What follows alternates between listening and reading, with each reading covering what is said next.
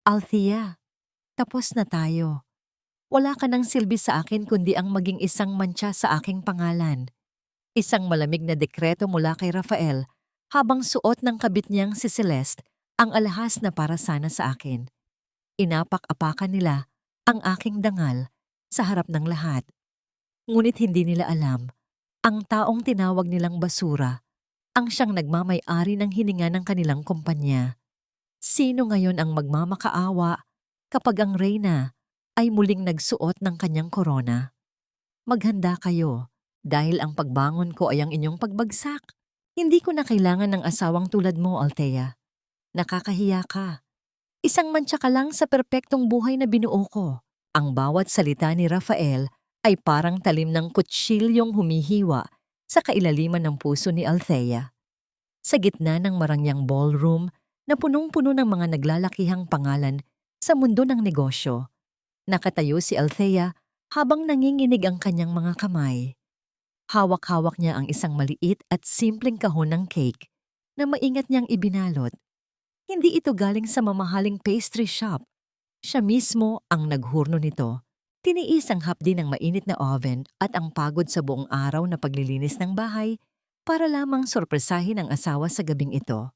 Ito ang kanyang ika-30 kaarawan. Ngunit para kay Rafael, ang gabing ito ay para lamang sa kanyang tagumpay at sa bagong proyektong nakuha niya. Isang proyektong sa katotohanan ay si Althea mismo ang palihim na nag-ayos sa pamamagitan ng kanyang mga koneksyon sa Montenegro Group. Rafael, birthday ko ngayon. Ang pabulong na sagot ni Althea, ang kanyang boses, ay halos hindi marinig sa gitna ng malakas na tawanan ng mga bisita. Ngunit bago pa man niya matapos ang kanyang sasabihin, isang matinis na boses ang sumingit sa usapan. Oh my God, Rafael! Look at my dress! Sinadya niyang tapunan ako ng wine. Ang mahal ng gown na ito, it's a designer piece. Si Celeste iyon, ang sekretarya ni Rafael na balitaktakan ng lahat, ay higit pa sa isang empleyado. Nakatayo siya sa tabi ni Rafael, pilit na pinupunasan ang kanyang mamahaling pulang gown habang ang kanyang mga mata ay naglalabas ng mapang-uyam na kislap patungo kay Althea. Walang pag-aalinlangan, hinarap ni Rafael si Althea nang may matinding galit. Hindi man lang niya tinignan ang namumutlang mukha ng asawa o ang sugat sa daliri nito dahil sa pagmamadali sa kusina. Lumuhod ka, Althea. Lumuhod ka at humingi ng tawad kay Celeste ngayon din. Tila huminto ang pag-ikot ng mundo para kay Althea. Ang ingay ng musika at ang bulungan ng mga tao ay naglaho, napalitan ng isang nakakabinging katahimikan sa loob ng kanyang ulo. Naramdaman niya ang init ng mga luhang pilit niyang pinipigilan. Ang kanyang lalamunan ay nanunuyo at ang bawat hininga ay parang may kasamang bubog na sumasakal sa kanya. Nakita niya ang sarili sa refleksyon ng mga kristal na chandelier. Isang babaeng nakasuot ng simpleng damit, pagod at mukhang basahan sa tabi ng nagniningning na si Celeste. Pero Rafael, hindi ko ginawa yun. Siya ang lumapit sa akin at isang malakas na paghampas sa mesa ang nagpatigil sa kanya. Ang kahon ng cake na hawak ni Althea ay nahulog sa sahig. Ang frosting na kulay rosas na may nakasulat na "Happy Birthday, my love" ay nayurak at humalo sa dumi ng sahig.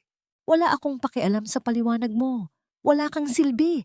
Mula nang ikasal tayo, wala kang ginawa kundi ang maging pabigat. Ni hindi ka man lang marunong mag-ayos para hindi ako mapahiya sa mga kasosyo ko. Bulyaw ni Rafael. Ang kanyang mukha ay namumula sa galit. Ang lahat ng ambisyon at kasakiman ay nakaguhit sa kanyang mga mata. Sa sandaling iyon, isang maliit na boses ang bumasag sa tensyon. Daddy, don't hurt mommy. Si Mira, ang 6 na taong gulang nilang anak, ay patakbong lumapit at yumakap sa binti ni Althea. Ang bata ay nanginginig sa takot. Ang kanyang malalaking mata ay puno ng luha habang nakatingala sa amang hindi na niya kilala. Umalis ka rito, Mira. Pumunta ka sa kwarto mo. Sigaw ni Rafael habang pilit na tinatabig ang bata. Sa sobrang lakas ng kanyang pagkakasungkit, nawalan ng balanse ang maliit na si Mira. Isang tunog ng pagbagsak ang umalingaw-ngaw nang tumama ang noo ng bata sa matalim na kanto ng isang selyadong lamesa. Mira, ang tili ni Althea. Mabilis siyang lumuhod at sinalo ang anak na ngayon ay may dumadaloy na dugo sa munting noo nito. Ang puting bestida ng bata ay dahan-dahang namantahan ng pula. Sa pagkakataong yon, tumingin si Althea kay Rafael. Wala na ang pagmamahal, wala na ang pag-asa. Ang tanging naroon na lamang ay ang isang malamig at madilim na kawalan. Ang lalaking binuo niya mula sa kawalan, ang lalaking pinag-alayan niya ng kanyang kinang upang ito ang magningning, ay siya ring kumuha ng huling piraso ng kanyang pagkatao. Niyakap ni Althea ng mahigpit ang kanyang anak. Ang kanyang katawan ay nagsisilbing kalasag laban sa malupit na mundo. Ang bawat patak ng dugo ni Mira na dumadampi sa kanyang balat ay tila isang sumpa na nagbubukas sa isang saradong pinto sa kanyang alaala. Ito ba?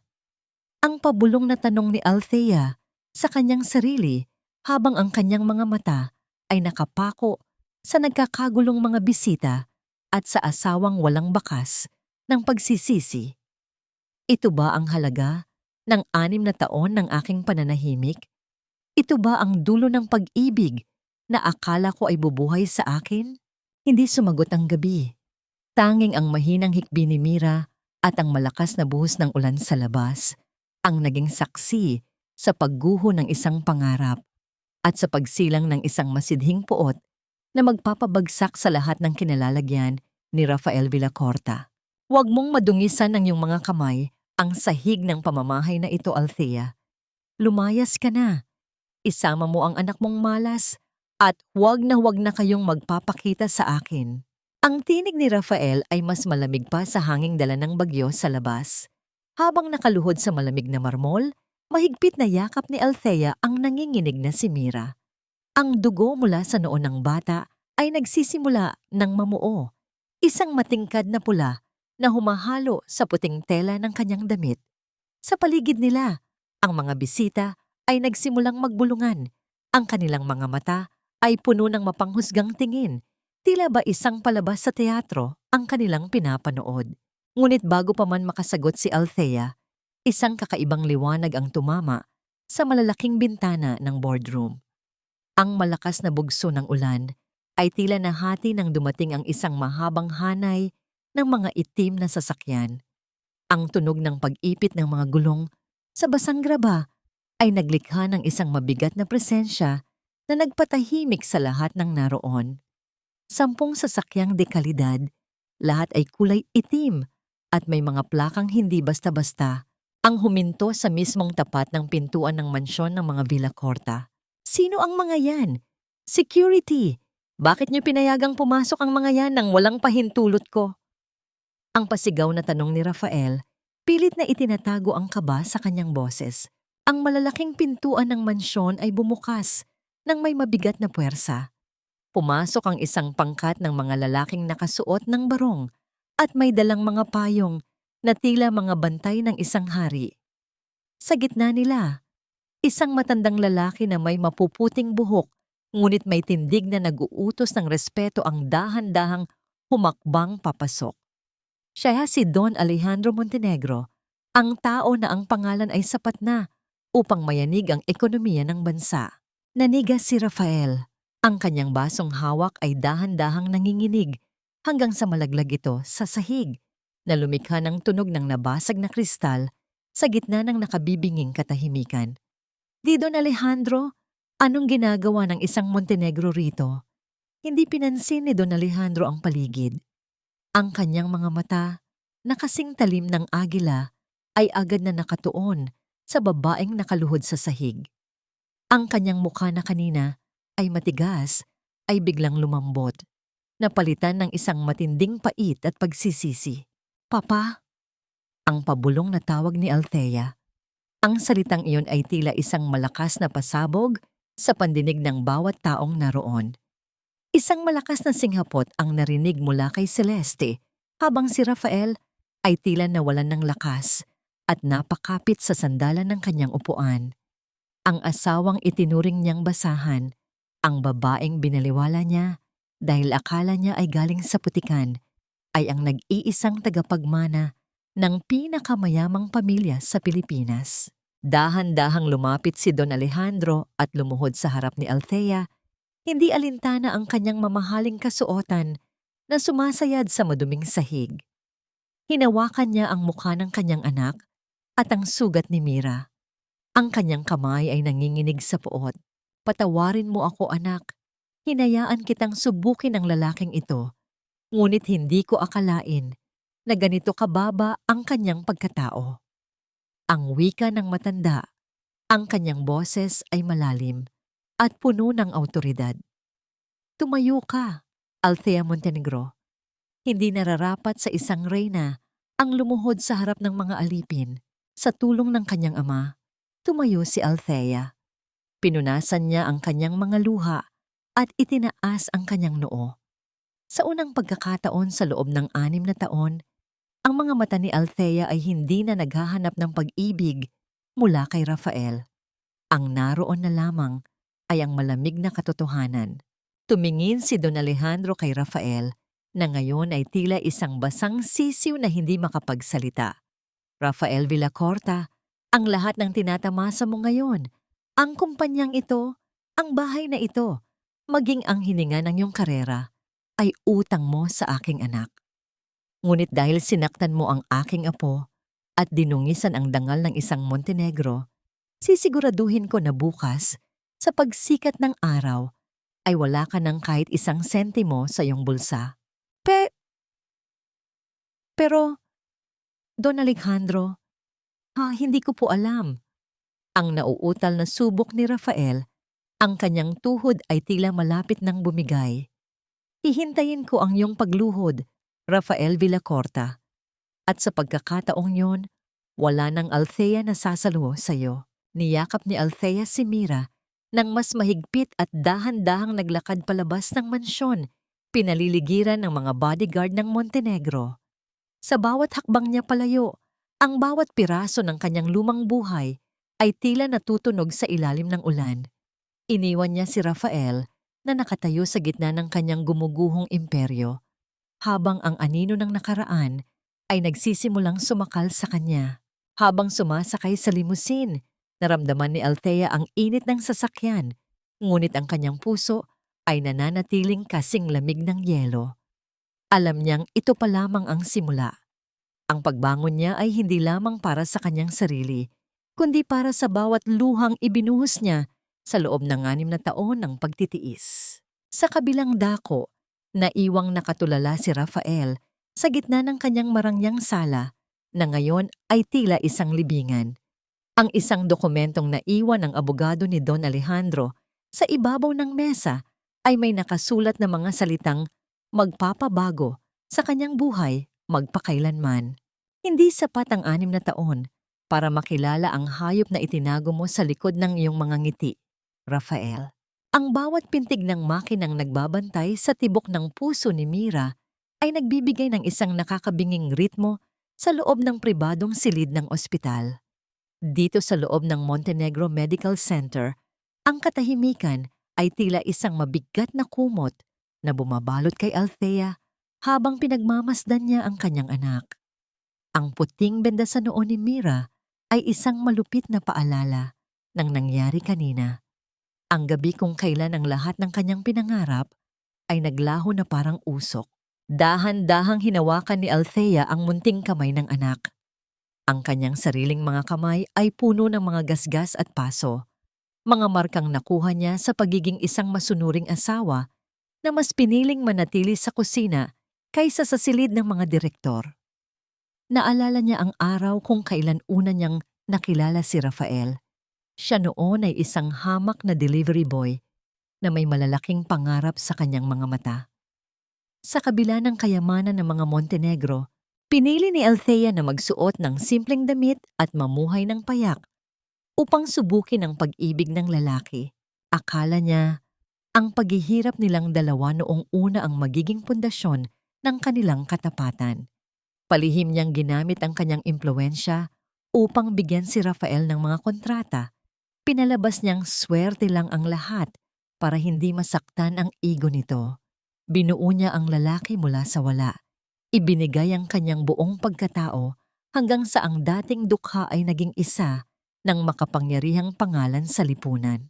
Masyado akong naging kampante sa pag-aakalang ang sakripisyo ay sapat na para manatili ang puso ng isang tao. Ang pabulong na wika ni Althea habang ang isang mainit na luha ay muling pumatak sa kanyang pisngi. Ngunit agad niya itong pinunasan. Ang panahon ng pag-iyak ay tapos na. Ang bawat luhang dumaloy sa kanyang mukha ay pinalitan ng isang matigas na determinasyon. Ang dahan-dahang pagbukas ng pinto ay nagpatigil sa kanyang pagmumuni-muni. Pumasok si Attorney Lucas, ang pinakatiwalaang abogado ng pamilya Montenegro, na may dalang isang makapal na folder. Ang mukha ng abogado ay seryoso. Bakas ang galit. Napilit nitong itinatago dahil sa respeto sa kanyang kliyente. Ma'am Althea, nakuha ko na ang lahat ng impormasyong hiningi ninyo. Ang mahinang sabi ni Attorney Lucas habang inilalapag ang folder sa ibabaw ng maliit na lamesa. Hindi ko alam kung paano ito sasabihin, pero mukhang mas malalim pa ang naging pagtataksil ni Mr. Villacorta kaysa sa inaasahan natin.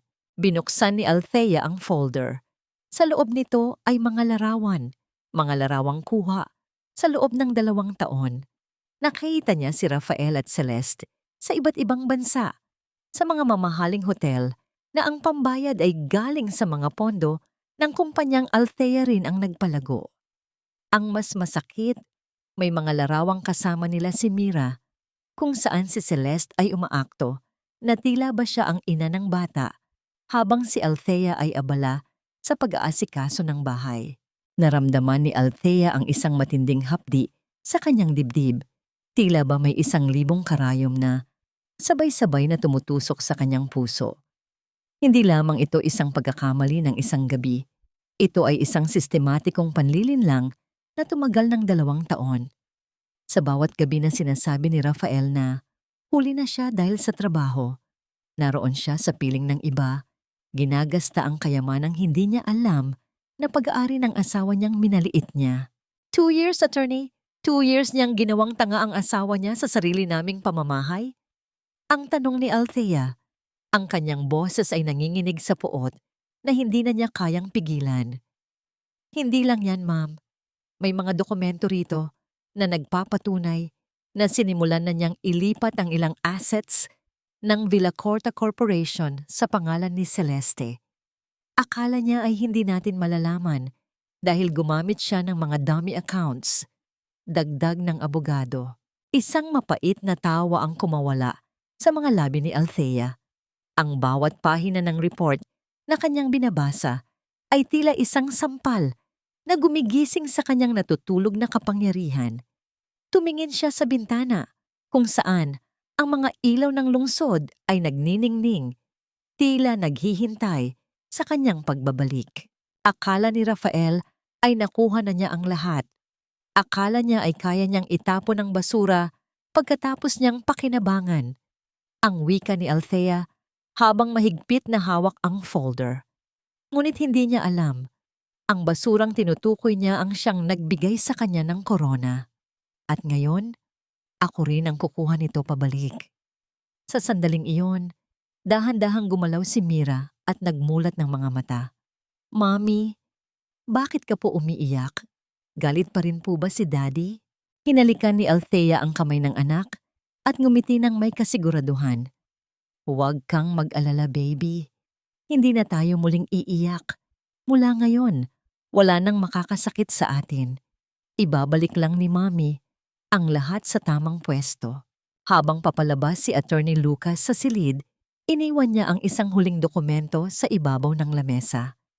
Ito ay ang listahan ng mga ari-arian ni Rafael na nakasangla sa mga bangkong kontrolado ng Montenegro Group. Isang pirma na lamang ni Althea. At ang lahat ng pinaghirapan ni Rafael ay magiging abo sa loob ng isang iglap. Bakit ba kailangang umabot sa puntong ito? Bakit kailangang dumanak ang dugo ng isang inosenteng bata bago tuluyang magising ang isang natutulog na leon? Tapos na ang panahon ng iyong pagsasakripisyo, Althea. Mula sa araw na ito, hindi ka nalilingon pa sa likuran. Ang tinig ni Don Alejandro ay tila isang utos na nagpabago sa daloy ng hangin sa loob ng malawak na penthouse ng mga Montenegro. Habang ang sikat ng umaga ay dahan-dahang pumapasok sa malalaking bintanang salamin. Nakatayo si Althea sa harap ng isang dambuhalang salamin. Sa loob ng 6 na taon, ang nakikita niya rito ay isang babaeng may matatandang mata, nakasuot ng kupas na apron, at may buhok na laging nakatali dahil sa abala sa gawaing bahay. Isang babaeng handang magpakumbaba para lamang hindi masaktan ang ego ng kanyang asawa. Ngunit ngayon, ang babaeng nasa harap niya ay ibang-iba. Hawak ng isang kilalang stylist ang mahabang hibla ng kanyang buhok. Sa isang iglap, ang bawat paggalaw ng matalas na gunting ay tila pagputol din sa bawat kadena ng kahapon. Ang mga hibla ng buhok na nahuhulog sa sahig ay sumisimbolo sa bawat luhang ibinuhos niya para sa isang lalaking hindi kailanman siya pinahalagahan. Ito ang iyong tunay na anyo, anak. Ang wika ni Don Alejandro habang pinagmamasdan ang pagbabago ni Althea. Ang kanyang dating mahaba at tila walang buhay na buhok ay napalitan ng isang maikli, elegante, at matapang na gupit na mas lalong nagpalitaw sa kanyang matatalas na katangian. Isinuot ni Althea ang isang puting power suit na sadyang tinahi para sa kanya. Ang tela nito ay kasing kinis ng sutla, ngunit kasing tibay ng kanyang paninindigan.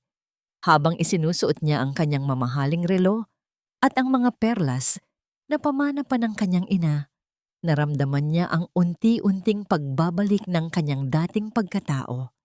Ang matalinong babaeng nagtapos ng may karangalan, ang henyo sa likod ng mga matatagumpay na negosyo ng Montenegro Group bago niya piniling magtago sa anino ni Rafael. Handa na ba ang lahat, Attorney Lucas? Ang tanong ni Althea. Ang kanyang boses ay hindi na nanginginig. Ito ay may lalim at awtoridad na tila ba ang bawat salita ay isang batas na dapat sundin. Handang-handa na, Madam Vice President, sagot ng abogado na may kasamang paggalang.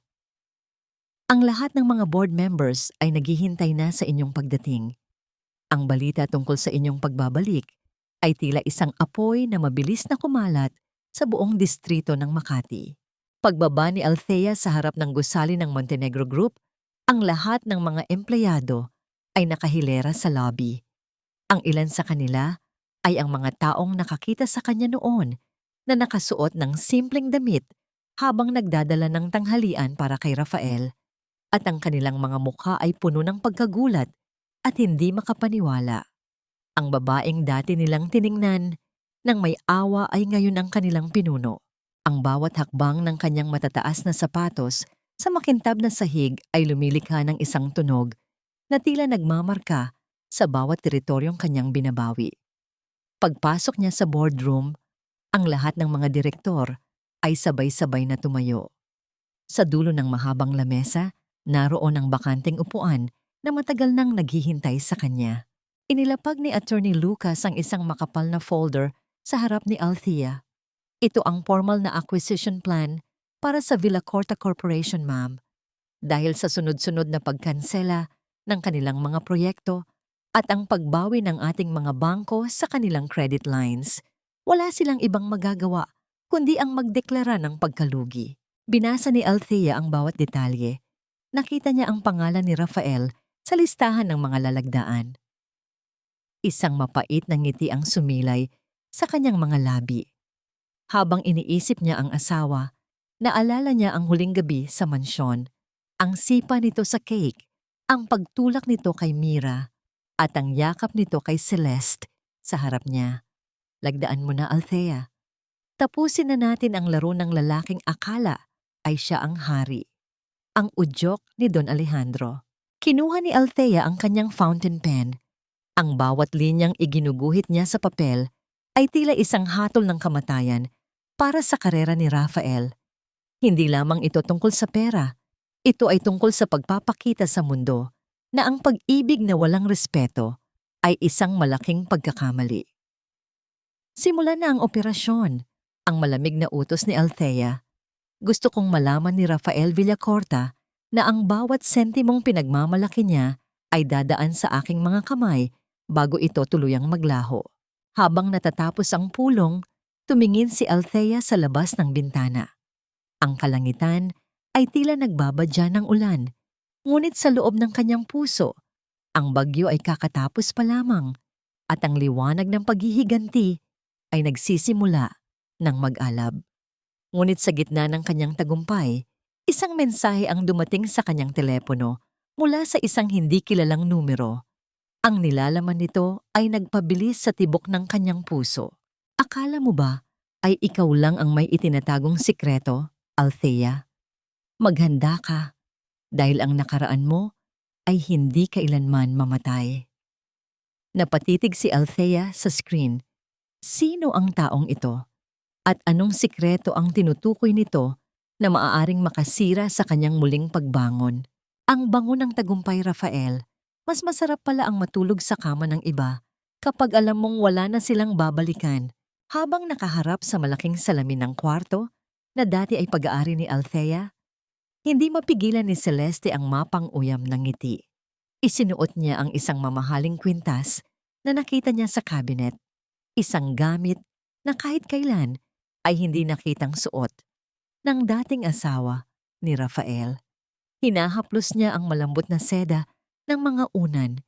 Ninanamnam ang bawat sandali ng kanyang pagwawagi. Para sa kanya, ang kwartong ito ay isang tropeo at ang pagkakaalis ni Althea ay ang pinakamagandang regalo na natanggap niya. Celeste, tigilan mo muna yan. Hindi ako makapag-isip ng maayos. Ang yamot na sabi ni Rafael habang nakaupo sa dulo ng kama, hawak-hawak ang kanyang ulo. Ang kanyang mga mata ay puyat at ang kanyang suit ay gusot-gusot na. 3 bangko na ang tumawag sa akin kanina. Lahat sila. Biglang binawi ang tiwala sa Villacorta Corporation. Kung hindi tayo makakakuha ng bagong investor sa loob ng 1 linggo, mapapasubasta ang lahat ng ari-arian natin. Tumayo si Celeste at dahan-dahang lumapit sa likuran ni Rafael. Ipinatong niya ang kanyang mga kamay sa balikat ng lalaki. Minamasahe ito ng may mali siya habang ang kanyang boses ay tila isang matamis na lason. Babe, masyado kang nag-aalala. Isang aksidente lang ang lahat ng ito. Siguro ay nagkataon lang na nalaman ng mga Montenegro ang ginawa mo kay Althea. Pero hanggang doon lang yon. Hindi nila sasayangin ang oras nila sa isang maliit na kumpanyang tulad ng sa atin kung wala silang makukuhang pakinabang. Hindi mo na iintindihan, Celeste. Si Don Alejandro mismo ang pumunta rito at tinawag siyang anak. Ang pasigaw na sagot ni Rafael, pilit na kumakawala sa hawak ng babae. Kung totoo ngang Montenegro si Althea, tapos na tayo. Baka bukas makalawa ay sa kalsada na tayo pulutin. Huminga ng malalim si Celeste at umikot para harapin ang lalaki. At naniwala ka naman agad? Babe, kilala ko ang mga Montenegro. Hindi sila papayag na ang isang tagapagmana nila ay mamuhay na parang katulong sa loob ng 6 na taon. Baka palabas lang yun ni Althea para takutin ka. Baka kumuha lang siya ng mga aktor para magmukhang makapangyarihan siya. Pero ang mga sasakyan, ang awtoridad, ang pabulong na kontra ni Rafael, bagaman tila gusto niyang maniwala sa sinasabi ni Celeste dahil sa takot na mawala ang lahat ng kanyang pinaghirapan. Fake it till you make it, di ba? Yun ang sabi mo sa akin noon, ang pangungumbinsi ni Celeste. Kaya huwag kang magpadala sa takot. Sa halip na magmukmok ka rito, bakit hindi natin ibenta ang ilang mga lumang gamit ni Althea? Tignan mo, ang dami niyang mga alahas na hindi naman niya isinusuot. Siguradong malaki ang halaga nito. Dahan-dahang lumapit si Celeste sa isang antigong aparador na nasa sulok ng kwarto. Ito ang kaisa-isang gamit na hindi ipinabukas ni Althea kay Rafael sa loob ng maraming taon. Sinubukan ni Celeste na hilahin ang drawer, ngunit nakakunsi ito. Dahil sa kuryosidad at kasakiman, kumuha siya ng isang matulis na bagay at pilit na winasak ang trangka nito. Ang tunog ng nababali na kahoy ay tila isang hudyat ng pagbubukas ng isang lihim. Nang tuluyang bumukas ang drawer, hindi mga alahas ang bumulaga sa kanila. Sa loob ay may mga lumang sulat, isang maliit na sapatos ng sanggol na may bahid ng tuyong dugo, at isang itim na envelope na may selyo ng isang kilalang investigador. Kinuha ni Celeste ang itim na envelope at binasa ang nilalaman nito. Habang lumalakad ang kanyang mga mata sa bawat salita, ang kanyang mapang-uyam ng ngiti ay dahan-dahang napalitan ng isang kakaibang kilabot. Rafael, tignan mo ito. Ang tawag ni Celeste, ang kanyang boses ay nanginginig na ngayon. Hindi lang pala tayo ang may itinatago. Si Althea, may namatay palang bata bago pa isilang si Mira. At ayon dito, ikaw ang dahilan kung bakit nawala ang batang yun. Napatayo si Rafael at mabilis na kinuha ang papel. Ang kanyang mukha ay nawalan ng kulay. Naalala niya ang isang gabi, 7 taon na ang nakalilipas, nang pilitin niyang magmaneho si Althea sa gitna ng malakas na ulan kahit masama ang pakiramdam nito dahil kailangan niyang makarating sa isang mahalagang meeting. Nagkaroon ng aksidente, ngunit sinabi ni Althea na maayos lang siya. Hindi totoo ito. Sabi niya ay hindi siya buntis noon.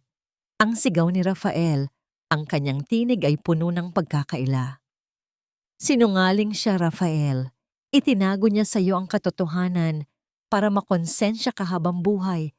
Ang udyok ni Celeste, bagaman ang kanyang isipan ay mabilis nang bumubuo ng isang plano. Pero tignan mo ang huling papel. May isang tseke rito. Tseke na nagkakahalaga ng 50 milyong piso, nakapangalan sa isang tao na hindi ko kilala. Tumingin si Rafael sa tseke. Ang petsa nito ay noong nakaraang buwan lang. Sino si Marcus at bakit binibigyan siya ni Althea ng ganito kalaking pera? Sa gitna ng kanilang pagkalito, ang katahimikan ng mansyon ay nabasag ng marinig ang sunod-sunod na malakas na pagkatok sa pintuan sa ibaba. Hindi ito ang katok ng isang bisita. Ito ay ang matigas at walang emosyong paghampas ng mga awtoridad. Mr. Rafael Villacorta, buksan niyo ang pinto. Mayroon kaming warrant para sa foreclosure ng ari-ariang ito. Nabitawan ni Rafael ang mga papel. Ang itim na envelope ay nalaglag sa sahig. Tila isang masamang pangitain na ngayon ay tuluyan ng nagkatotoo. Habang ang tunog ng pagwasak sa pinto sa ibaba ay umaalingaw-ngaw, ang mga mata ni Celeste ay nakatitig pa rin sa pangalang Marcus sa tseke. Sino ang lalaking ito sa buhay ni Althea? At paano magagamit ng magkasintahang ito ang lihim na ito upang baligtarin ang sitwasyon laban sa nagbabagong reyna? Wala na kaming magagawa, Mr. Villacorta. Ang utos ay galing sa pinakamataas na pamunuan. Ang lahat ng transaksyon sa pagitan ng aming kumpanya at ng Villacorta Corporation ay opisyal na nating tinatapos sa sandaling ito. Ang bawat salita ng boses sa kabilang linya ng telepono ay tila mga pako na isa-isang ibinabaon sa kabaong ng karera ni Rafael. Napasandal siya sa kanyang mamahaling upuang balat. Ang pawis ay malamig na dumadaloy mula sa kanyang sentido. Sa harap niya, ang kanyang lamesa na dati ay malinis at puno ng mga matatagumpay na kontrata ay ngayon ay nagkalat ang mga pulang paunawa, mga demand letter, foreclosure notice, at mga balita ng pagbawi ng puhunan. Ito ang huling pag-asa niya. Ang proyektong Pacific Coast, ang tanging bagay na magliligtas sa kanya mula sa ganap na pagbagsak. Ngunit sa isang iglap, tila may isang hindi nakikitang kamay na humila sa huling hibla ng kanyang buhay. Sandali! Hindi niyo pwedeng gawin ito. May kontrata tayo. Ang pasigaw na habol ni Rafael. Ang kanyang boses ay nanginginig sa desperasyon. Ngunit ang tanging sagot na nakuha niya ay ang tunog ng pagkaputol ng linya. Isang tuyot na katahimikan na lalong nagpabigat Sa hanging kanyang hininga, tumingin si Rafael sa paligid ng kanyang opisina. Ang bawat dekorasyon rito, mula sa mga painting hanggang sa mamahaling kape sa kanyang tasa, ay pinili ni Althea noon para sa kanya. Naalala niya kung paano siya hinahaplos ng asawa sa likod tuwing hating gabi habang nagtatrabaho siya, ang mainit nitong boses na nagsasabing, "Kaya mo yan, Rafael. Naniniwala ako sa'yo." Ngayon, ang kapeng iyon ay malamig na at mapait. Ang dating mainit na opisina ay tila naging isang malawak na libingan. Hindi ito maaring mangyari. Ang pabulong niyang sumbat sa sarili. Sino ang gumagawa nito sa akin? Sa gitna ng kanyang pagkalito, naalala niya ang misteryosong investor na nagligtas sa kanya noon sa ilang maliliit na krisis, ang AM Holdings. Naniniwala siya na kung makakausap niya ang taong nasa likod nito, maaring mabigyan pa siya ng isa pang pagkakataon. Kinuha niya ang kanyang susi ng sasakyan at nagmamadaling lumabas ng gusali. Hindi na pinapansin ang mga empleyadong nagbubulungan habang dumadaan siya. Habang nagmamaneho patungo sa opisina ng AM Holdings sa gitna ng Makati, ang puso ni Rafael ay tila isang tambol na mabilis ang pagtibok. Ang bawat traffic light na nagiging pula ay tila isang panunuya sa kanyang nagmamadaling tadhana. Pagdating niya sa harap ng isang dambuhalang skyscraper na gawa sa makintab na salamin at asero, isang kulay itim na limousine ang dahan-dahang huminto sa mismong tapat ng entrance. Bumukas ang pinto ng sasakyan at isang pangkat ng mga bodyguard na nakasuot ng barong ang mabilis na gumawa ng harang. Mula sa loob ng sasakyan, isang babae ang lumabas. Nanigas si Rafael sa kanyang kinatatayuan. Mula sa malayo, nakita niya ang isang babaeng nakasuot ng puting power suit. Ang maikli nitong buhok ay maayos na nakasuklay. At ang bawat hakbang nito sa kanyang matataas na sapatos ay nagpapakita ng isang hindi matatawarang kapangyarihan. May kung anong pamilyar sa bawat galaw nito. Ang paraan ng pag-angat ng kanyang baba, ang diretsong tingin sa harap, at ang awtoridad na bumabalot sa kanyang buong pagkatao. "Althea?"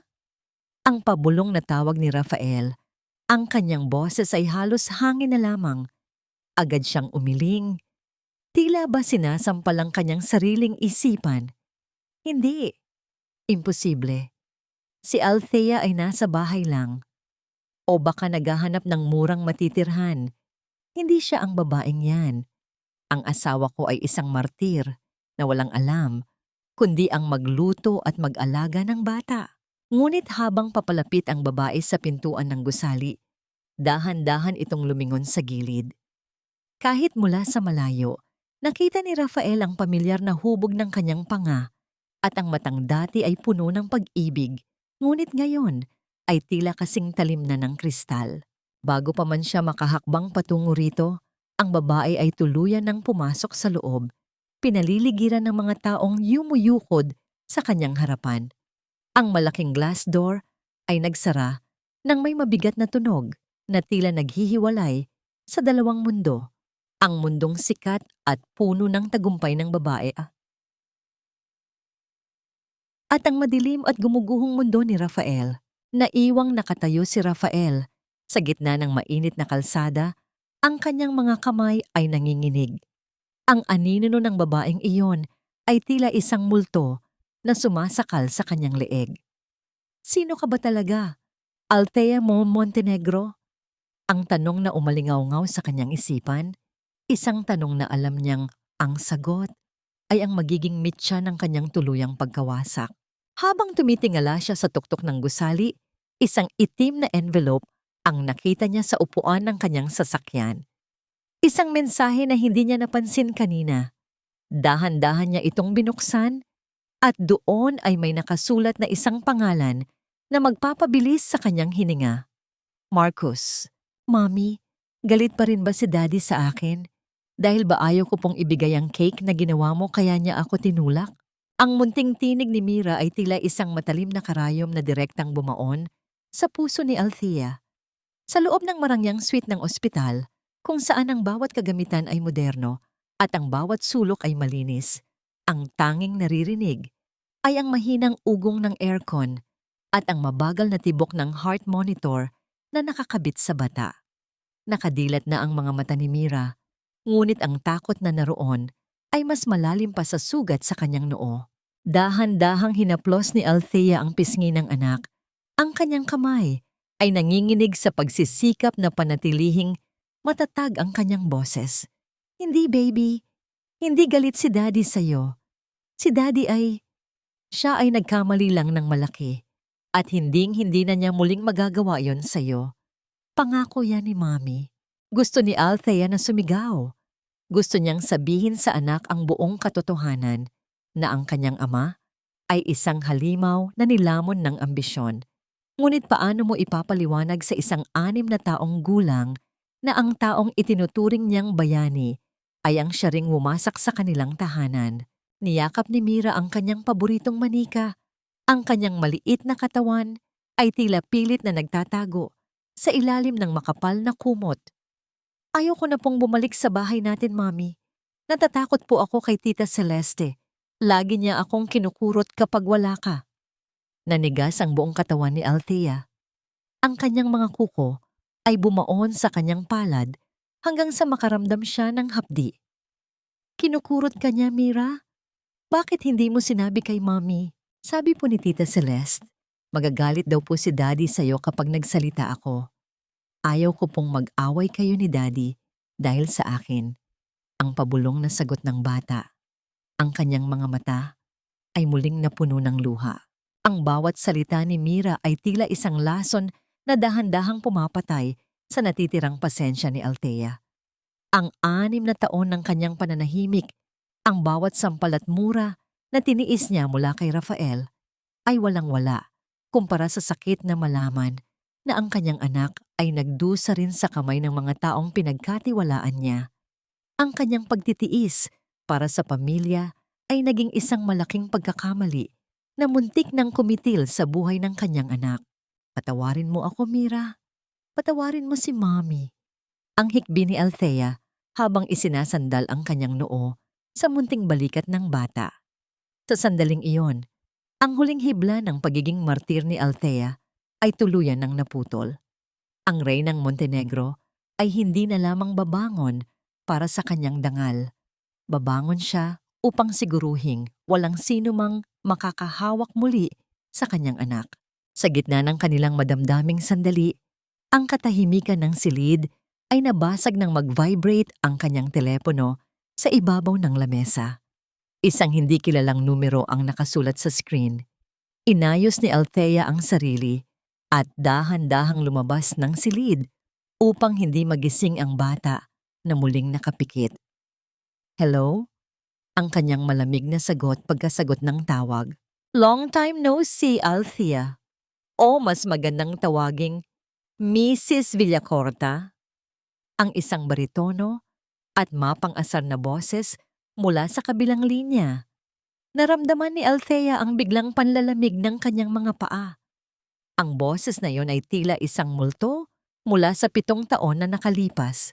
Isang bahagi ng kanyang buhay na pilit niyang ibinaon sa limot, maging sa kanyang ama.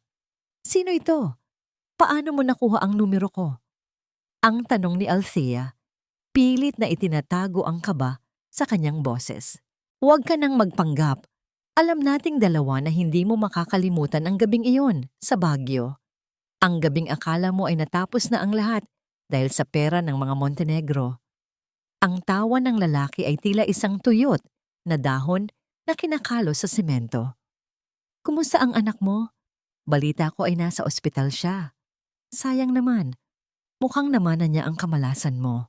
Huwag mong idadamay ang anak ko sa usapang ito, Marcos. Ang pasigaw na banta ni Althea, ang kanyang mga mata ay nanlilisik na sa galit. Anong kailangan mo? Simple lang, 50 milyon. Isang maliit na halaga para sa isang Montenegro, di ba? Isipin mo na lang na ito ay bayad sa pananahimik ko tungkol sa tunay na nangyari 7 taon na ang nakalipas. Ayaw mo namang malaman ni Don Alejandro ang tungkol sa aksidenteng yon. 'Di ba? O mas lalo na ang iyong asawang si Rafael. Napahawak si Althea sa pader para hindi matumba. Ang kanyang hininga ay naging mababaw. Ang lihim na ito ang siyang dahilan kung bakit siya pumayag na magpakasal kay Rafael at mamuhay sa anino, isang paraan ng pagpaparusa sa sarili. Ngunit ngayon, ang nakaraan ay tila isang malaking alon na handang lumamon sa kanyang muling pagbangon. Ibibigay ko ang gusto mo, pero huwag na huwag kang lalapit sa amin. Ang madiing sabi ni Althea bago niya pinutol ang tawag. Naiwan si Althea na nakatitig sa kawalan. Ang bawat hakbang niya patungo sa kanyang paghihiganti kay Rafael ay tila nagiging mas mahirap dahil sa mga tinik ng kanyang nakaraan. Tumingin siya sa refleksyonan ng kanyang sarili sa salamin ng ospital. Ang babaeng puti ang suit, ang reynang Montenegro, ay may daladalang madilim na anino na hindi maaring makita ng sinuman. Ano ang tunay na nangyari 7 taon na ang nakalipas? At bakit ganito na lamang ang takot ni Althea na malaman ito ng kanyang sariling ama? Habang ang gabi ay lumalalim, ang misteryo ng Marcus ay nagsisimulang magdala ng bagong panganib sa planong binuo ni Althea para sa kanyang kalayaan. Hindi lahat ng sugat ay naghihilom sa paglipas ng panahon. Ang ilan ay sadyang natatabunan lang ng alikabok ng kasinungalingan sa loob ng kanyang marangyang opisina sa itaas na palapag ng Montenegro Tower. Nakatitig si Althea sa isang lumang litrato na itinago niya sa loob ng isang lihim na vault. Ito ay litrato ng isang payapang dalampasigan sa Baguio, kung saan ang mga pine trees ay tila nakikiramay sa isang madilim na alaala. Ang kislap ng mga ilaw ng lungsod sa labas ng kanyang bintana ay hindi sapat upang pawiin ang dilim na dahan-dahang lumalamon sa kanyang isipan. Sino nga ba ang mga Montenegro sa likod ng kanilang bilyon-bilyong kayamanan? Para sa publiko, sila ang simbolo ng tagumpay at dangal. Ngunit para kay Althea, ang kanyang apelyido ay isang mabigat na gintong hawla. Naalala niya ang 7 taon na nakalipas, ang panahon ng kanyang pagre-rebelde, kung kailan ang isang pagkakamali ay nagbunga ng isang trahedyang habang buhay niyang pasanin. Ang pagpasok ni Attorney Lucas ang nagpabalik sa kanya sa realidad. Ma'am Althea, may nakuha kaming impormasyon tungkol kay Marcos. Mukhang hindi lang siya basta-bastang mangingikil. May mga koneksyon siya sa ilang maliliit na sindikato sa labas ng bansa. At ang nakapagtataka ay may mga record siya ng pakikipag-usap sa pamilya Villacorta bago pa kayo ikasal ni Rafael. Napatayo si Althea. Ang kanyang mga kamay ay nakakuyom sa ibabaw ng lamesang nara. Anong ibig mong sabihin, Lucas?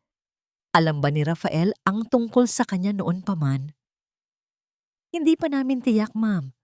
Ngunit mukhang may isang tao sa panig ni Rafael ang gumamit kay Marcus upang masiguradong mapapalapit sa inyo ang lalaki. Tila ba ang buong pagtatagpo ninyo ni Rafael ay hindi isang aksidente, kundi isang planadong bitag? Ang paliwanag ng abogado, ang kanyang boses ay puno ng pag-aalala. Isang malamig na kilabot ang gumapang sa likod ni Althea. Kung totoo ang hinala ni Lucas, ang 6 na taon ng kanyang paghihirap, ang kanyang pagtalikod sa kayamanan para sa tunay na pag-ibig, ay isa lamang malaking panlilinlang. Ang lalaking akala niya ay kanyang naging kanlungan ay maaring isa palang kasabwat sa pagsira sa kanyang buhay. Bago pa siya makapagsalita, bumukas ang pinto at pumasok si Don Alejandro. Ang kanyang mga hakbang ay mabigat at ang kanyang muka ay may bakas ng matinding pag-iisip. Senyales ito na may hindi magandang balita ang kanyang ama. Althea, kailangan nating mag-usap. Alam ko ang tungkol sa tawag ni Marcus, ang bungad ng matanda.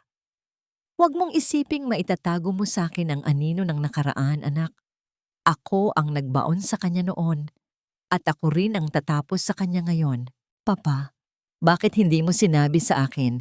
Bakit hinayaan mong isipin ko na ang lahat ng nangyari sa Baguio ay kasalanan ko lang? Ang tanong ni Althea, ang kanyang boses ay basag sa hinanakit. Huminga ng malalim si Don Alejandro at lumapit sa kanyang anak. Hinawakan niya ang balikat nito. Ang kanyang kamay ay magaspang, ngunit puno ng kalinga.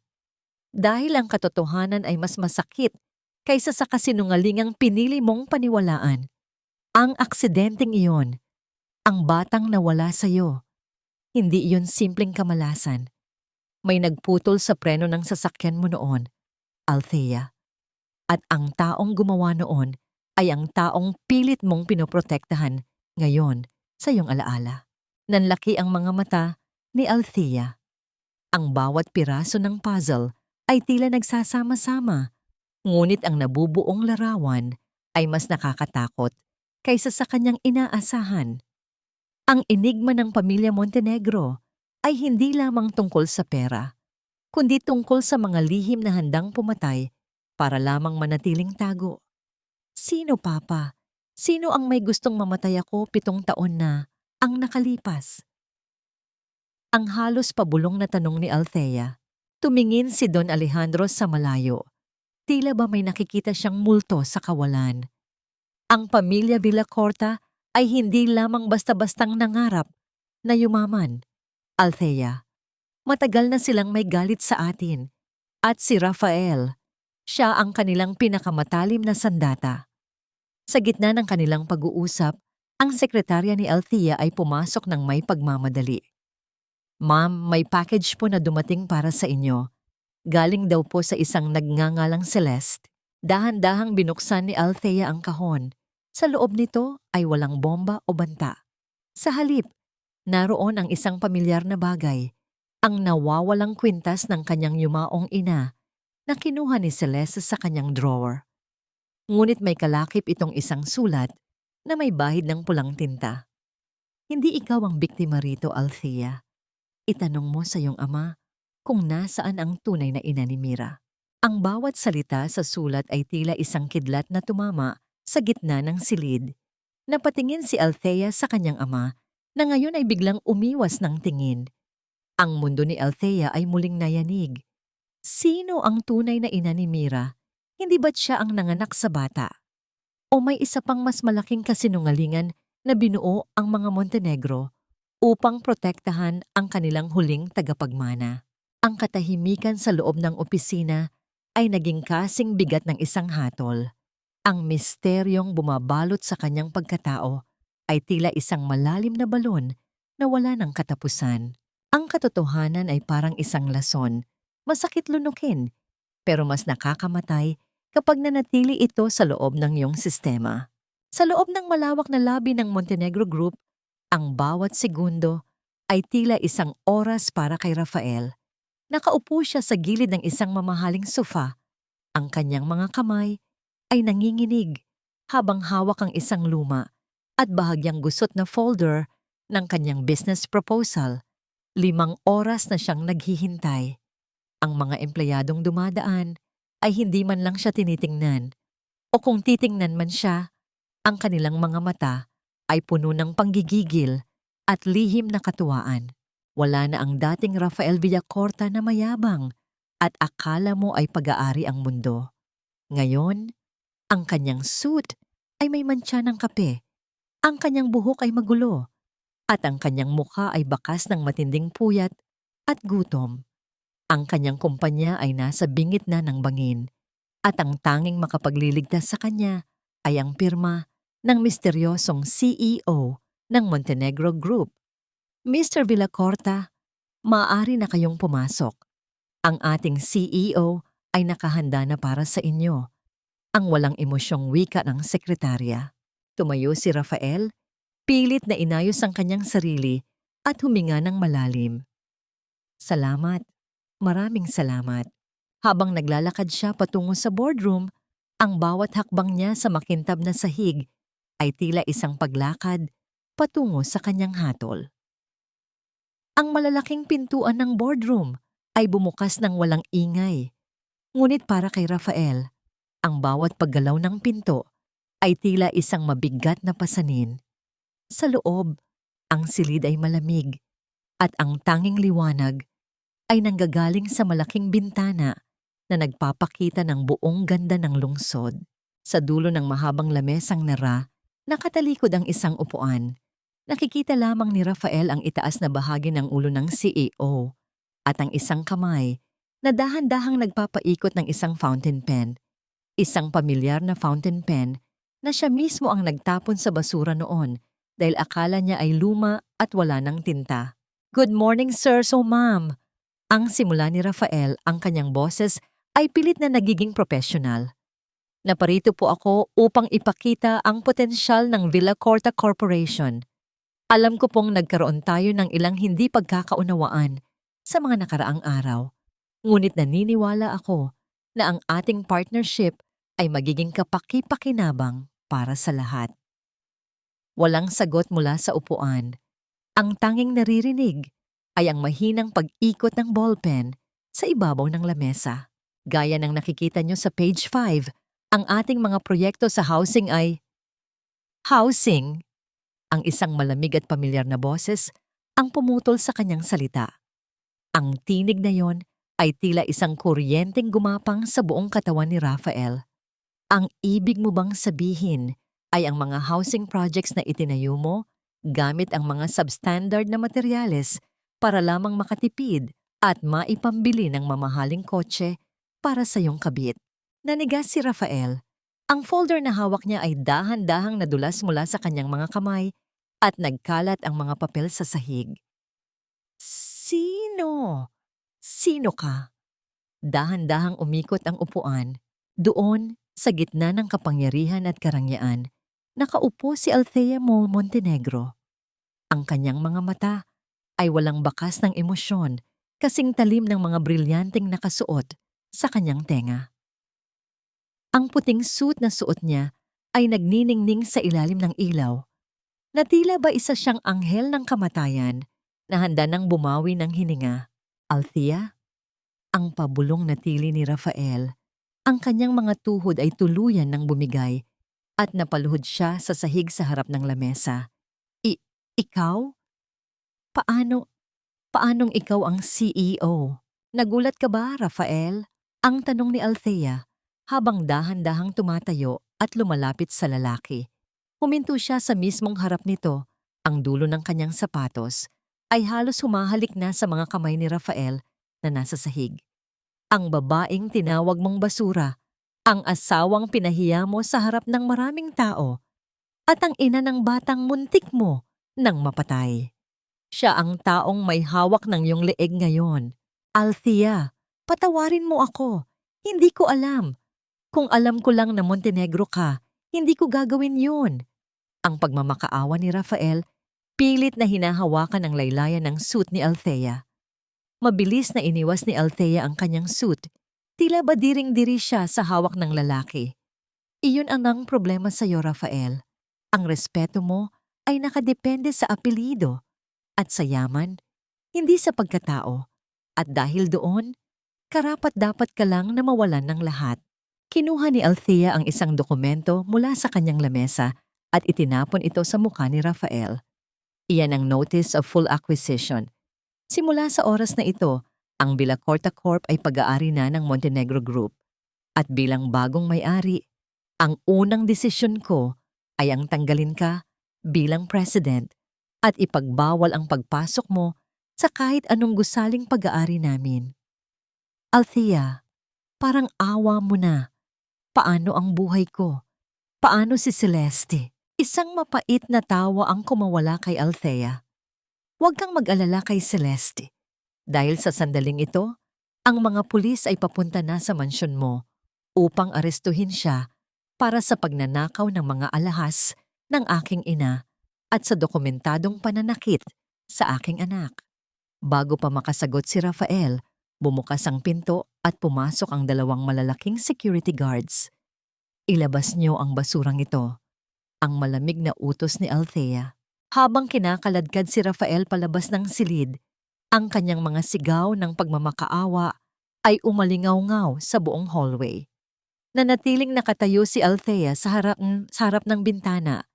Pinagmamasdan ng lalaking dating minahal niya na ngayon ay tila isang basahang itinatapon. Ngunit sa gitna ng kanyang panandaliang tagumpay, Muling tumunog ang kanyang telepono. Isang video message ang dumating. Pinindot niya ang play at ang kanyang buong mundo ay muling huminto. Sa video, makikita si Celeste na may hawak na isang lumang dokumento, isang birth certificate. Akala mo ba panalo ka na, Althea? Tignan mo ang petsa ng kapanganakan ni Mira at tignan mo ang pangalan ng babaeng nanganak sa kanya sa ospital na ito sa Baguio. Hindi ikaw ang ina niya, Althea.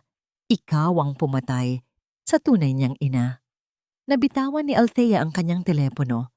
Ang tunog ng pagkabasag ng screen ay tila ang tunog din ng muling pagkabasag ng kanyang puso. Hindi mo ba naitanong sa sarili mo, Althea, kung bakit kahit isang hibla ng iyong buhok o kahit anino ng iyong muka ay wala sa batang kinalalakihan mo? Ang boses ni Celeste sa video ay tila isang malupit na hagupit na paulit-ulit na humahampas sa pandinig ni Althea. Sa loob ng kanyang napakalaking opisina, kung saan ang lahat ay sumisimbolo sa kanyang tagumpay, nakatayo si Althea na tila isang estatwa. Ang kanyang hininga ay naging mababaw at ang bawat tibok ng kanyang puso ay naging isang masakit na kurot sa kanyang dibdib.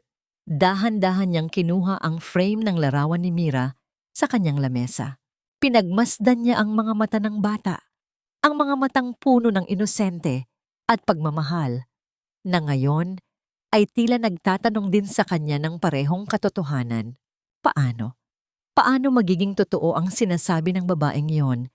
Naalala ni Althea ang sakit ng panganganak, ang pagod, at ang unang pagkakataon na naramdaman niya ang init ng balat ng isang sanggol sa kanyang dibdib sa madilim na ospital na iyon sa Baguio.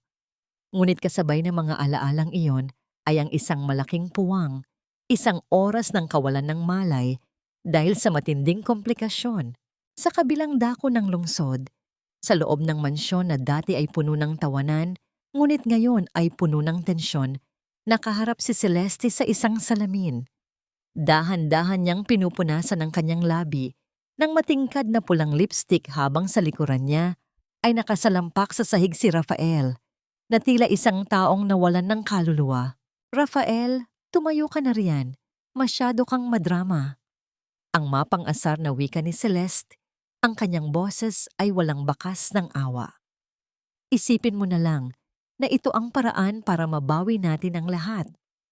Kapag nalaman ng publiko na ang dakilang Althea Montenegro ay isang magnanakaw ng bata at isang mamamatay tao, sino pa ang maniniwala sa kanya? Ang yaman ng mga Montenegro ay mapupunta sa atin bilang pampalubag loob. Celeste, buntis ka, di ba? Isipin mo ang anak natin. Ang nanginginig na pakiusap ni Rafael, pilit na humahawak sa kamay ng babae. Huwag na nating ituloy pa mo ito. Umalis na lang tayo. Isang matunog na tawa ang kumawala kay Celeste. Isang tawang puno ng pangungutya. Buntis? Rafael, sa tingin mo ba ay itatali ko ang sarili ko sa isang lalaking wala ng pera at wala ng kumpanya? Ginamit ko lang ang kwentong yan para manatili ka sa tabi ko habang kinukuha ko ang lahat ng kaya kong makuha mula sa iyo. Wala tayong anak at hinding-hindi ako magkakaroon ng anak sa isang mahinang tulad mo. Nanlaki ang mga mata ni Rafael.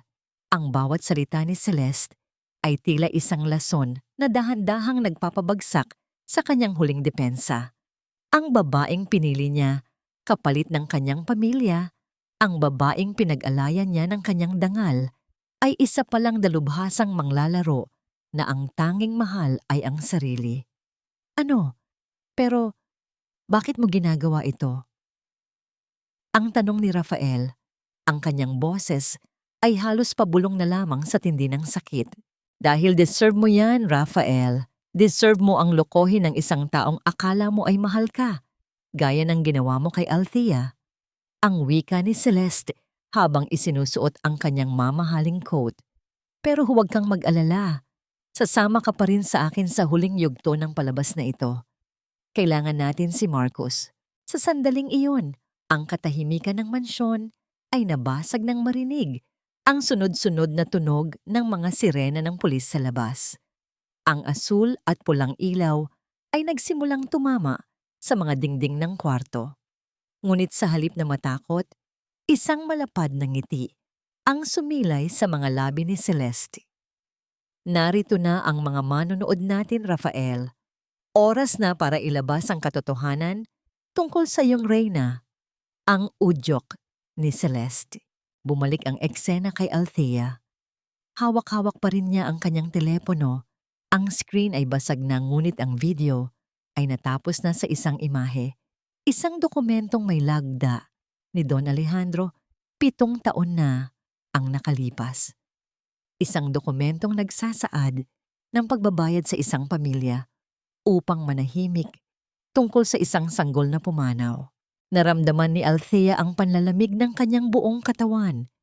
Ang bawat piraso ng kanyang muling pagbangon ay tila dahan-dahang natutunaw.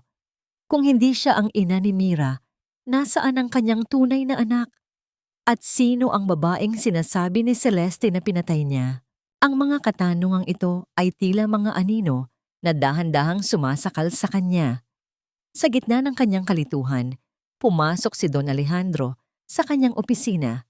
Ang matanda ay tila tumanda pa ng 10 taon sa loob ng ilang minuto. Ang kanyang mga mata ay hindi makatingin ng diretso sa anak. "Papa, totoo ba ito?"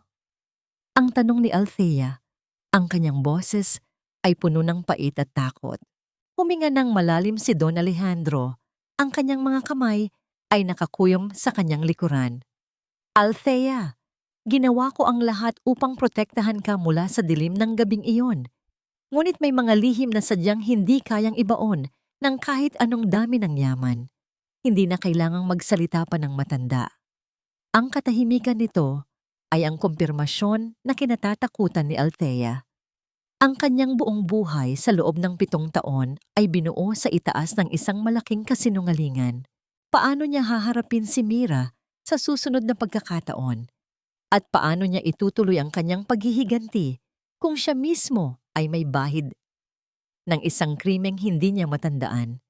Ang gabi ay dahan-dahang lumalim at kasabay nito ang pagdating ng isang bagong bagyo na magdadala sa kanya sa kailaliman ng kanyang nakaraan. "Althea, lumabas ka. Alam kong nandyan ka. Parang awa mo na, pakinggan mo ako." Ang boses ni Rafael ay basag, paos, at puno ng desperasyon habang sumisigaw sa harap ng pintuan ng kanilang dating maliit na apartment. Ang lugar kung saan sila nagsimula bago sila nilamon ng karangyaan. Nakaupo siya sa maduming semento. Ang kanyang mamahaling suit ay punit na at may mantsa ng putik at alak. Ang ulan ay dahan-dahang pumapatak, tila nakikiramay sa isang lalaking nawalan ng lahat sa loob ng isang gabi. Ang kanyang mga kamao ay may mga sugat dahil sa paulit-ulit na paghampas sa pader. Ngunit ang sakit sa kanyang balat ay wala pang kalahati ng sakit na nararamdaman niya sa kanyang dibdib. Sa loob ng isang itim na SUV na nakaparada sa di kalayuan, pinagmamasdan ni Althea ang bawat galaw ni Rafael sa pamamagitan ng monitor ng security camera na nakakabit sa labas ng apartment. Ang kanyang muka ay kasing tigas ng marmol. Walang bakas ng awa, walang bakas ng pag-ibig. Ngunit sa ilalim ng kanyang puting suit, ang kanyang puso ay tila isang ibon na pilit kumakawala sa isang masikip na hawla. Ang bawat hikbi ni Rafael na naririnig niya sa speaker ay nagpapaalala sa kanya ng mga gabing siya ang umiiyak sa sahig, habang ang lalaking ito ay nagpapakasasa sa piling ni Celeste. "Madam, gusto niyo po bang paalisin na namin siya?" Ang mahinang tanong ng kanyang driver. Huminga ng malalim si Althea. "Hindi na kailangan. Hayaan mo siyang maramdaman ang lamig ng gabing ito. Hayaan mong malaman niya ang pakiramdam ng walang matakbuhan." Dahan-dahang binuksan ni Althea ang pinto ng sasakyan at lumabas. Bit-bit ang isang itim na payong. Lumakad siya patungo sa lalaking dati niyang tinawag na buhay ko. Ang bawat hakbang niya ay maingat. Iniilagan ang mga paddles ng tubig. Tila ba ayaw niyang madungisan ang kanyang bagong pagkatao ng kahit anong bahagi ng kanyang nakaraan. Nang maramdaman ni Rafael na huminto ang ulan, Sa kanyang ulunan, dahan-dahan siyang tumingala. Ang kanyang mga mata ay namumula at maga. Althea, ang pabulong niyang tawag, pilit na tumatayo, ngunit muling natutumba dahil sa panghihina. Patawarin mo ako. Mali ako. Lahat ng ginawa ko mali. Niloko ako ni Celeste. Wala siyang dalang anak, Althea. Ginamit niya lang ako. Tumitig si Althea sa kanya. Ang kanyang mga mata ay malamig pa sa hanging dala ng gabi. At sa tingin mo ba, ay mababago ng katotohanan yon ang lahat ng ginawa mo sa amin ni Mira? Sa tingin mo ba ay sapat na ang salitang patawad para mabuo ang basag na bungo ng anak mo? O para maibalik ang 6 na taon ng buhay ko na ninakaw mo? Babawi ako, Althea. Gagawin ko ang lahat. Magtatrabaho ako. Magsisimula tayo ulit. Ang pagmamakaawa ni Rafael habang pilit na hinahawakan ang paa ni Althea. Mabilis na umatras si Althea. Wala ka nang babalikan, Rafael. Ang lalaking minahal ko ay matagal nang namatay sa mismong gabing pinili mong saktan ang anak natin. Ang kaharap mo ngayon ay ang taong wawasak sa huling hibla ng iyong pag-asa. Inilabas ni Althea ang isang puting envelope mula sa kanyang bag at ibinato ito sa paanan ni Rafael. Iyan ang mga papeles ng diborsyo at kasama na rin dyan ang huling ebidensya ng iyong mga ilegal na transaksyon sa kumpanya. Maaari kang pumili. Pirmahan mo yan at umalis ka na sa bansang ito o harapin mo ang habambuhay na pagkabilanggo. Nanginginig na kinuha ni Rafael ang envelope. Ngunit bago pa siya makapagsalita, isang itim na sasakyan ang biglang huminto sa tapat nila. Bumaba ang isang lalaking nakasuot ng leather jacket. Ang kanyang mukha ay may malaking peklat sa gilid ng mata. Ito si Marcus. Masyadong madrama ang tagpong ito, hindi ba? Ang mapang-asar na wika ni Marcus habang naglalakad palapit sa kanila. Ang kanyang tingin ay nakatuon kay Althea, isang tingin na puno ng kahulugan at panganib. Kumusta, Althea? Mukhang hindi mo pa nasasabi sa asawa mo ang tungkol sa ating munting sikreto. Nanigas ang buong katawan ni Althea. Ang payong na hawak niya ay dahan-dahang tumagilid, hinahayaan ng ulan na mabasa ang kanyang balikat. Tumingin si Rafael mula kay Althea patungo kay Marcus. Sino ka? Anong sikreto ang sinasabi mo? Isang malapad na ngiti ang sumilay sa mga labi ni Marcus. Ako lang naman ang saksi sa pinakamalaking kasinungalingan ng pamilya Montenegro. Ang lalaking nakakaalam kung kaninong dugo talaga ang nananalaytay sa mga ugat ni Mira. Mabilis na lumapit si Althea kay Marcus.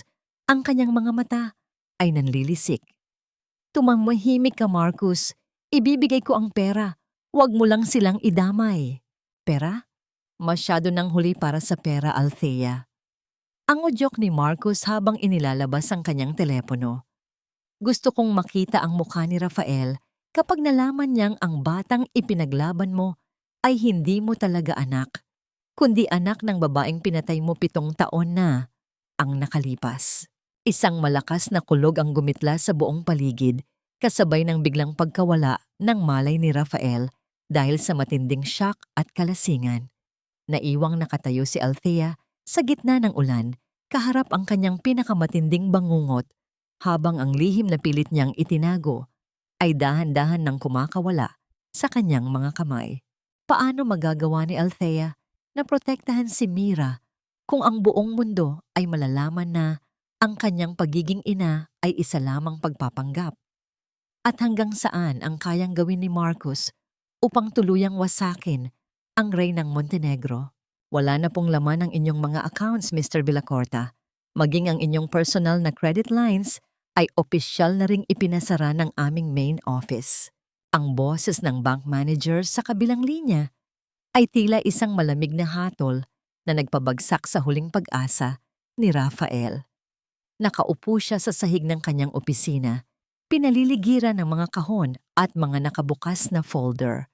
Ang gusali na dati ay simbolo ng kanyang kapangyarihan, ay tila naging isang malaking hawla na unti-unting sumisikip. Wala na ang mga empleyadong yumuyukod sa kanya. Tanging ang katahimikan ng mga bakanting cubicle ang sumasagot sa kanyang mga buntong hininga. Dahan-dahan niyang kinuha ang huling dokumento na iniwan sa kanyang mesa, ang formal na ulat ng pagbili sa Villacorta Corporation. Ang kanyang mga mata ay nanliit habang binabasa ang pangalan ng bagong may-ari. MA Holdings. MA. Ang pabulong na wika ni Rafael. Mira, Althea. Isang mapait na ngiti ang sumilay sa kanyang mga labi, habang ang kanyang mga kamay ay nanginginig sa puot at pagsisisi.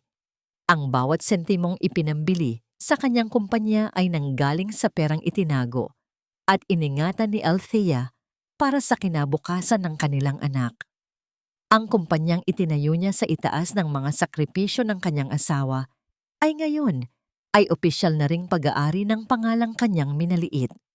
Ang bawat brick ng gusaling ito, ang bawat kontratang ipinagmalaki niya, ay tila mga aninong bumabalik upang sakalin siya. Ang katahimikan ay nabasag ng marinig ang sunod-sunod na mabibigat na yabag ng sapatos sa labas ng kanyang pinto. Hindi ito ang magaan na lakad ng kanyang dating sekretarya. Ito ay ang matigas at walang emosyong tunog ng mga bota ng security. Ang pinto ay bumukas ng walang pasabi. Pumasok ang isang pangkat ng mga lalaking nakasuot ng itim na uniforme sa pangunguna ni Attorney Lucas. Ang abogado ay may hawak na isang pulang folder na may selyo ng korte. Mr. Villacorta, tapos na ang ibinigay naming oras para sa inyong voluntaryong pag-alis. Ang wika ni Attorney Lucas, ang kanyang boses ay walang bakas ng emosyon. Mayroon kaming utos mula sa korte na simulan ang foreclosure sa gusaling ito, pati na rin sa inyong mansyon sa Forbes Park. Ang lahat ng kagamitang hindi nakalista sa inyong personal na pag-aari bago ang inyong kasal ay mananatili rito bilang bahagi ng liquidation. Hindi niyo pwedeng gawin ito. Ang bahay na yon, doon lumaki si Mira. Ang sigaw ni Rafael habang pilit na tumatayo. Bagaman ang kanyang mga binti ay tila gawa sa jelly. Ang bahay na binanggit nyo ay binili gamit ang pondo mula sa Montenegro Trust na ninakaw nyo sa pamamagitan ng pekeng pirma ni Althea. Ang malamig na sagot ng abogado.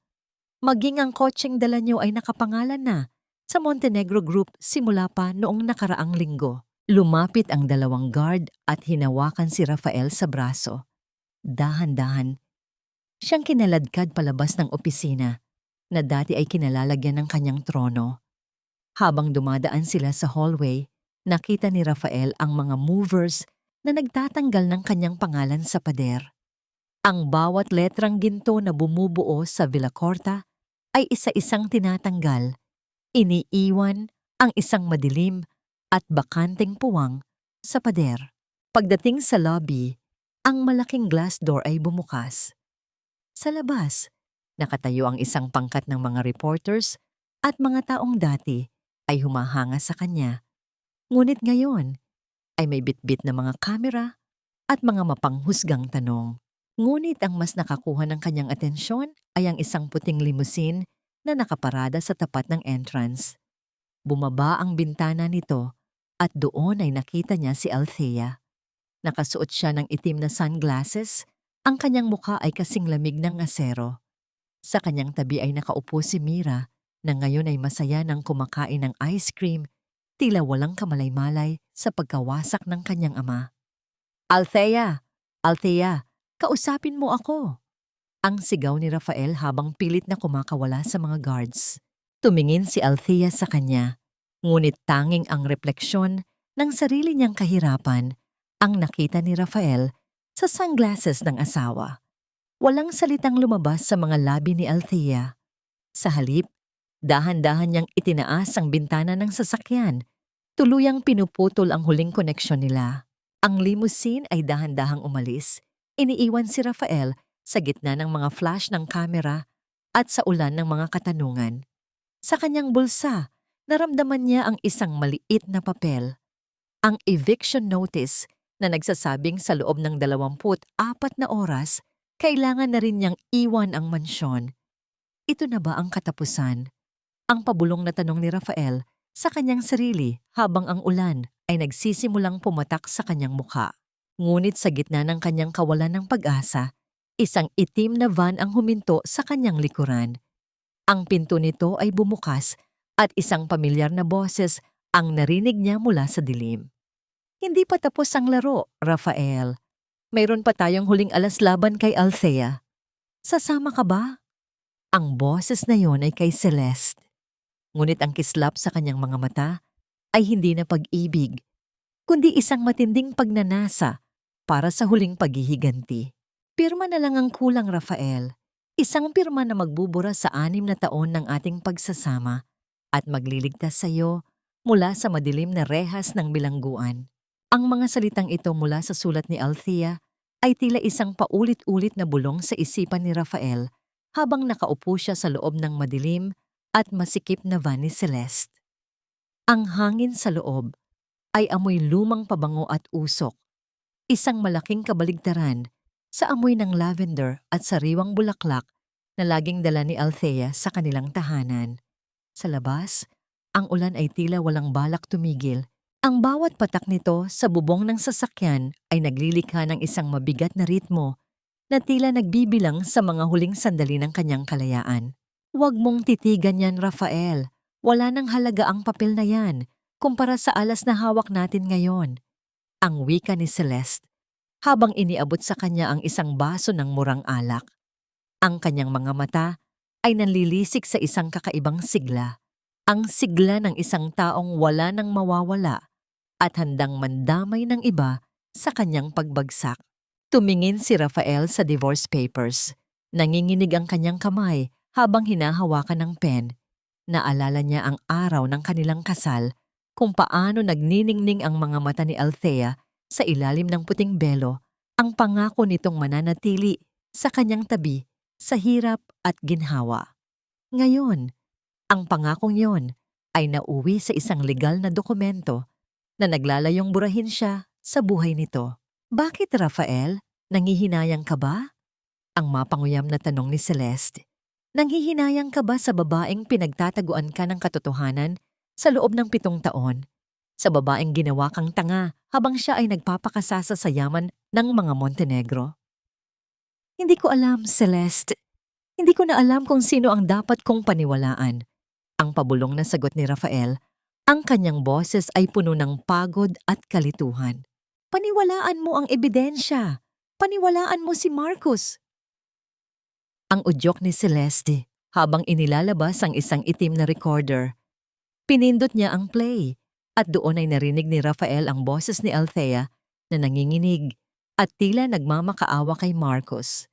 Ibibigay ko ang pera, huwag mo lang silang idamay. Huwag mong sasabihin kay Rafael ang tungkol sa bata. Ang boses na yon ay hindi ang boses ng rey ng Montenegro na nakita niya sa boardroom. Iyon ay ang boses ng isang babaeng takot, isang babaeng may itinatagong krimen. Ang pagkakarinig ni Rafael sa boses na yon ay tila isang kidlat na naglayo sa kanyang natitirang pag-aalinlangan. Ang galit ay dahan-dahang pumalit sa kanyang pagsisisi. Anong plano natin? Ang tanong ni Rafael. Ang kanyang mga mata ay naging matigas na rin gaya ng kay Celeste. Isang malapad at nakakatakot na ngiti ang sumilay sa mga labi ni Celeste. Gagamitin natin si Mira. Si Althea ay gagawin ang lahat para sa batang iyon. Kung malalaman ng publiko na si Mira ay hindi talaga anak ng isang Montenegro, kundi bunga ng isang madilim na nakaraan, babagsak ang imahe ng kanilang pamilya. At sa pagkakataong yon, tayo ang kukuha ng settlement na hihilingin natin. Pero ang bata, madadamay siya, Celeste. Ang huling hirit ng konsensya ni Rafael. Bakit, Rafael? Anak mo ba talaga siya? Isipin mo ang sinabi ni Marcus. Isipin mo ang posibilidad na ang buong pamilyang binuo mo ay isang malaking kasinungalingan lang, ang pag-gaslight ni Celeste. Huminga ng malalim si Rafael. Kinuha niya ang divorce papers at sa halip na pirmahan ito, ay dahan-dahan niya itong pinunit sa harap ni Celeste. Ang tunog ng napupunit na papel ay tila ang tunog ng huling pagkakataon niya para sa kapayapaan na tuluyan ng naglaho. Hindi ko ito pipirmahan. Hindi ako aalis nang wala akong nakukuha. Ang deklarasyon ni Rafael. Sa gitna ng kanilang pagpaplano, isang malakas na pagkatok ang narinig nila sa bintana ng van. Ang katahimikan ay biglang napalitan ng kaba. Dahan-dahang ibinaba ni Celeste ang bintana at doon ay tumambad ang mukha ni Marcus. Ang kanyang mga mata ay tila naglalabas ng apoy at ang kanyang mukha ay basang-basa ng ulan. Kailangan nating kumilos ngayon din. Ang bungad ni Marcus, ang kanyang boses ay tila isang hatol. Nalaman na ni Don Alejandro kung nasaan ako. May mga tauhan na sila na papunta rito. Kung gusto nyo pang makuha ang gusto nyo, kailangan nating kunin si Mira bago nila tayo maunahan. Nanlaki ang mga mata ni Rafael. Kunin si Mira? Ibig mong sabihin ay dudukutin natin ang sarili kong anak? Hindi mo siya anak, Rafael. Ilang beses ko bang kailangang sabihin sa'yo? Ang bulyaw ni Marcus. Si Mira ang tanging barahan natin para mapaluhod si Althea. Ngayon, sasama ka ba? O maiiwan ka rito para mabulok sa kulungan? Napatitig si Rafael sa dilim ng gabi. Sa kanyang isipan, nakikita niya ang mukha ni Mira na tumatawa. Ang mga kamay nito na yumayakap sa kanya. Ngunit mas matindi ang anino ng kanyang kahirapan at ang puot sa kanyang dibdib. Dahan-dahan siyang tumango. Sama ako. Habang ang van ay mabilis na humaharurot palayo sa madilim na eskinita, ang ulan ay mas lalong lumakas. Tila pilit na binubura ang huling bakas ng kabutihan sa puso ni Rafael Villacorta. Hindi nila alam, ang bawat hakbang nila ay pinagmamasdan mula sa malayo ng isang hindi kilalang tao na may hawak na radyo. Target is on the move. Prepare for the encounter. Hindi mahalaga kung anong dugo ang nananalaytay sa iyong mga ugat, Mira. Sa bawat tibok ng puso ko, ikaw at ikaw lang ang aking anak. Ang mga salitang ito ay pabulong na binigkas ni Althea habang pinagmamasdan ang natutulog na si Mira sa loob ng kanilang bagong tahanan. Isang pribado at mahigpit na binabantayang mansyon ng mga Montenegro. Sa ilalim ng malambot na liwanag ng nightlight, ang mukha ng bata ay tila isang anghel na walang kamalay-malay sa bagyong nagaganap sa labas. Hinaplos ni Althea ang buhok ng anak. Ang kanyang mga daliri ay nanginginig pa rin sa takot na dulot ng mga banta ni Marcus. Para kay Althea, ang pag-ibig ay hindi nasusukat sa DNA o sa mga dokumento. Ito ay nabuo sa 6 na taon ng pagpupuyat, sa pag-aalaga sa tuwing may lagnat ang bata, at sa bawat sakripisyong ibinigay niya. Ngunit ang katahimikan ng gabi ay biglang nabasag, hindi ng isang malakas na tunog, kundi ng isang kakaiba at nakakapangilabot na katahimikan, ang biglang pagkawala ng ugong ng mga kuliglig sa labas at ang paghinto ng pag-ikot ng mga security cameras na nakikita niya sa monitor sa tabi ng kanyang kama. Naramdaman ni Althea ang panlalamig ng kanyang batok. Mabilis niyang kinuha ang kanyang telepono upang tawagan si Don Alejandro, ngunit wala itong signal. Ang lahat ng linya ng komunikasyon ay tila pinutol ng isang hindi nakikitang puwersa. Sa labas ng gate, isang itim na van ang dahan-dahang huminto. Walang ilaw, walang ingay. Mula rito ay bumaba si Marcus, si Celeste, at isang tila lito at nanginginig na si Rafael. Hawak ni Marcus ang isang kagamitang pang-jam ng signal, habang si Celeste ay may hawak na isang tila susi na nakuha niya mula sa isang dating tauhan ng mga Montenegro na kanyang nasuhulan. Rafael, gawin mo na ang dapat mong gawin. Kunin mo ang bata at lumabas tayo rito bago pa dumating ang mga backup nila. Ang madiing utos ni Celeste, ang kanyang boses ay tila isang ahas na bumubulong sa dilim. Celeste, hindi ko kaya. Si Mira ito. Ang nauutal na sagot ni Rafael. Ang kanyang mga mata ay puno ng pag-aalinlangan habang nakatingala sa bintana ng silid ni Mira. Wala na tayong oras. Isipin mo ang yaman na makukuha natin. Isipin mo ang paghihiganti. Ang bulyaw ni Marcus habang itinutulak si Rafael patungo sa pintuan. dahil sa takot at sa lason ng ambisyon na muling nanahan sa kanyang puso. Dahan-dahang pumasok si Rafael sa loob.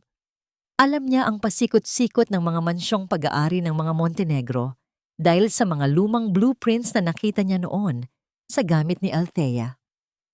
Ang bawat hakbang niya sa makapal na carpet ay tila isang pagtataksil sa bawat alaala ng kanilang pamilya. Sa loob ng silid, nagulat si Althea nang bumukas ang pinto.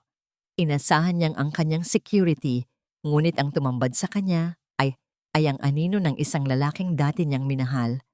"Rafael, anong ginagawa mo rito?" Ang pabulong na tili ni Althea habang mabilis na tumatayo at humaharang sa harap ng kama ni Mira. "Althea, ibigay mo sa akin ang bata. Hindi mo siya tunay na anak. Alam ko na ang lahat. Ninakaw mo lang siya."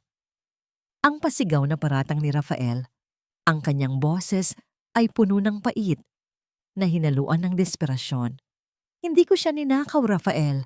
Ipinaglaban ko siya. Siya lang ang tanging bagay na nagligtas sa akin mula sa kalungkutan na ibinigay mo." Ang sagot ni Althea, ang kanyang mga mata ay nanlilisik sa galit. "Huwag kang lalapit, Rafael. Huwag mong susubukang hawakan ang anak ko." Ngunit sa gitna ng kanilang pagtatalo, mabilis na pumasok si Marcus mula sa likuran ni Rafael. May hawak siyang isang tila panyong may pampatulog. Bago pa man makasigaw si Althea, isang mabilis na paggalaw ang naganap. Ang panyo ay idiniin sa mukha ni Althea. Ang kanyang mga mata ay dahan-dahang pumikit. Ang huling nakita niya ay ang takot sa mukha ni Rafael at ang kamay ni Marcus na dahan-dahang lumalapit sa natutulog na si Mira. "Dali, kunin niyo na ang bata." Ang udyok ni Celeste mula sa pintuan. Binuhat ni Rafael ang nanginginig na si Mira na ngayon ay nagsisimula ng magising at umiyak. "Daddy? Mommy? Anong nangyayari?"